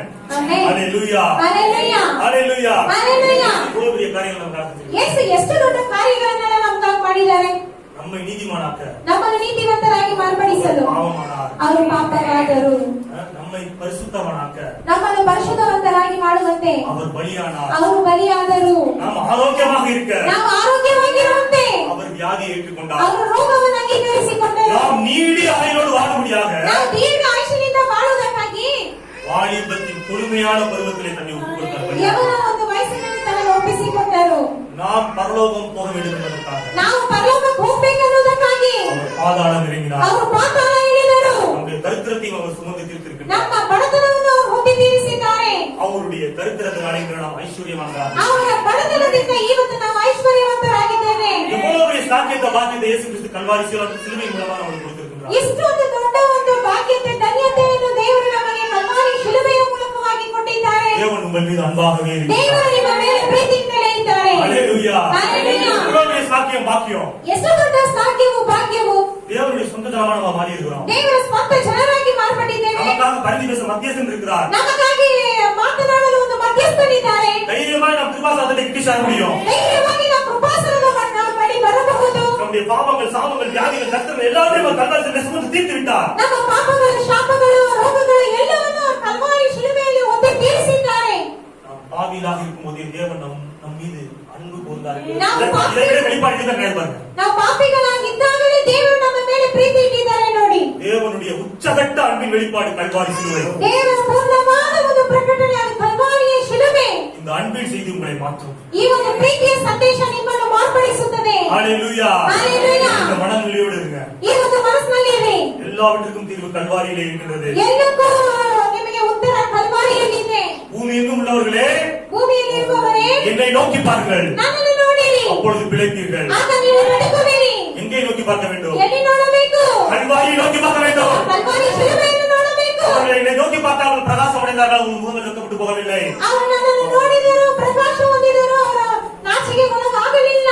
எங்கே நோக்கி பார்க்க வேண்டும்? ಎಲ್ಲಿ ನೋಡಬೇಕು? கல்வாரியை நோக்கி பார்க்க ಆ வேண்டும். ಕಲ್ವಾರಿ ಶಿಲುಬೆಯನ್ನು ನೋಡಬೇಕು. ஹalleluya. ஹalleluya. சர்ப்பத்தை உயர்த்தும் பொழுது ಆ ಒಂದು ಸರ್ಪವನ್ನು ಮೇಲೆ ಕೆತ್ತುವಾಗ நோக்கி பார்த்தவர்களெல்லாம் பிழைத்தார்கள். ನೋಡಿದವರೆಲ್ಲ ಬದುಕಿದರು. வெகாசர்ப்பம் எதற்கு அடையாளம்? ಆ ಒಂದು ಸರ್ಪವು ಯಾವುದಕ್ಕೆ ಒಂದು ಗುರುತು? இயேசு கிறிஸ்துவின் கல்வாரி அடையாளம். ಯೇಸು ಕ್ರಿಸ್ತನ ಒಂದು ಕಲ್ವಾರಿಗೆ ಗುರುತಾಗಿದೆ. நோக்கி பார்த்தவர்களெல்லாம் பிழைப்பார்கள். ಅನ್ನು ನೋಡಿದವರೆಲ್ಲ ಬದುಕುವರು. இந்த உலகம் ஃபுல்லும் ಈ ಲೋಕ ಪೂರ್ತಿ கொரோனா என்கிற கொள்ளனை சர்ப்பம் போல கடிச்சிட்டு இருக்குது பாருங்களா. ಕೊರೋನಾ ಅನ್ನುವಂತಹ ಒಂದು ರೋಗ ಅದು ಸರ್ಪದಂತೆ ಎಲ್ಲರನ್ನೂ ಕಚ್ಚುತ್ತಿದೆ. நம்ம அதுக்கு பயப்பட வேண்டிய ನಾವು அவசியம் ಅದಕ್ಕೆ ಭಯಪಡುವಂತ ಅವಶ್ಯಕತೆಯೇ ಇಲ್ಲ. ரெண்டு கொரோனா பேஷண்ட்டுக்கு நாங்க ஜெபம் பண்ணிருக்கோம். ಇಬ್ಬರು ಕೊರೋನಾ ಪೇಷಂಟ್ ಗೆ ಪ್ರಾರ್ಥಿಸಿದ್ದೇವೆ. எந்த கொரோனா வந்ததில்லை. ಯಾವುದೇ ರೀತಿಯಾದ ಕೊರೋನಾವು ಬರಲಿಲ್ಲ. கல்வாரி சிலுவை நோக்கி பார்க்க முடியும். ಯಾಕೆಂದರೆ ನಾವು ಕಲ್ವಾರಿ ಶಿಲುಬೆಯನ್ನು ನೋಡುತ್ತಿದ್ದೇವೆ. எங்களுக்காக சாபமாய் தொங்கின இயேசுவை நோக்கி பார்த்து கொண்டிருக்கின்றோம். ನಮಗಾಗಿ ಶಾಪವಾಗಿ ತೂಗಾಡಿದಂತ ಯೇಸುವನ್ನು ನಾವು ನೋಡುತ್ತಿದ್ದೇವೆ. அதனால பாவம் என்ன பண்ண முடியல? ಅದರಿಂದ ಅದೇನ್ ಮಾಡಕ್ ಸಾಧ್ಯ ಇಲ್ಲ, தண்டிக்க முடியல. ಕಚ್ಚಕ್ ಸಾಧ್ಯ ಇಲ್ಲ. ஹalleluya. ஹalleluya. பாவத்திற்கான தீர்வு கல்வாரியில் இருக்கின்றது. ನಿಮ್ಮ ಪಾಪಕ್ಕಾದ ಒಂದು ಉತ್ತರ ಕಲ್ವಾರಿಯಲ್ಲಿದೆ. சாபத்திற்கான தீர்வு கல்வாரியில் ನಿಮ್ಮ இருக்கின்றது. ಶಾಪಕ್ಕಾದ ಉತ್ತರ ಕಲ್ವಾರಿಯಲ್ಲಿದೆ. உங்கள் வியாதிக்கான தீர்வு கல்வாரியில் ನಿಮ್ಮ இருக்கின்றது. ರೋಗಕ್ಕಾದ ಉತ್ತರ கல்வாரிಯಲ್ಲಿದೆ. உங்கள் கடன் பிரச்சனைக்கு தரித்திரத்திற்கான தீர்வு கல்வாரியில் ನಿಮ್ಮ இருக்கின்றது. ಸಾಲದ ಸಮಸ್ಯೆಗಾಗಿ ನಿಮ್ಮ ಬಡತನಕ್ಕಾಗಿ ಇರುವಂತಹ ಉತ್ತರ ಕಲ್ವಾರಿಯಲ್ಲಿದೆ. உங்களுடைய எல்லா பிரச்சனைக்கும் தீர்வு கல்வாரியில் ನಿಮ್ಮ இருக்கிறது. ಎಲ್ಲಾ ಸಮಸ್ಯೆಗಳಿಗೂ ಉತ್ತರ ಕಲ್ವಾರಿಯಲ್ಲಿದೆ. கல்வாரியை நோக்கி பார்த்து பிழைத்துக் கொள்ளுங்கள். ಕಲ್ವಾರಿಯನ್ನು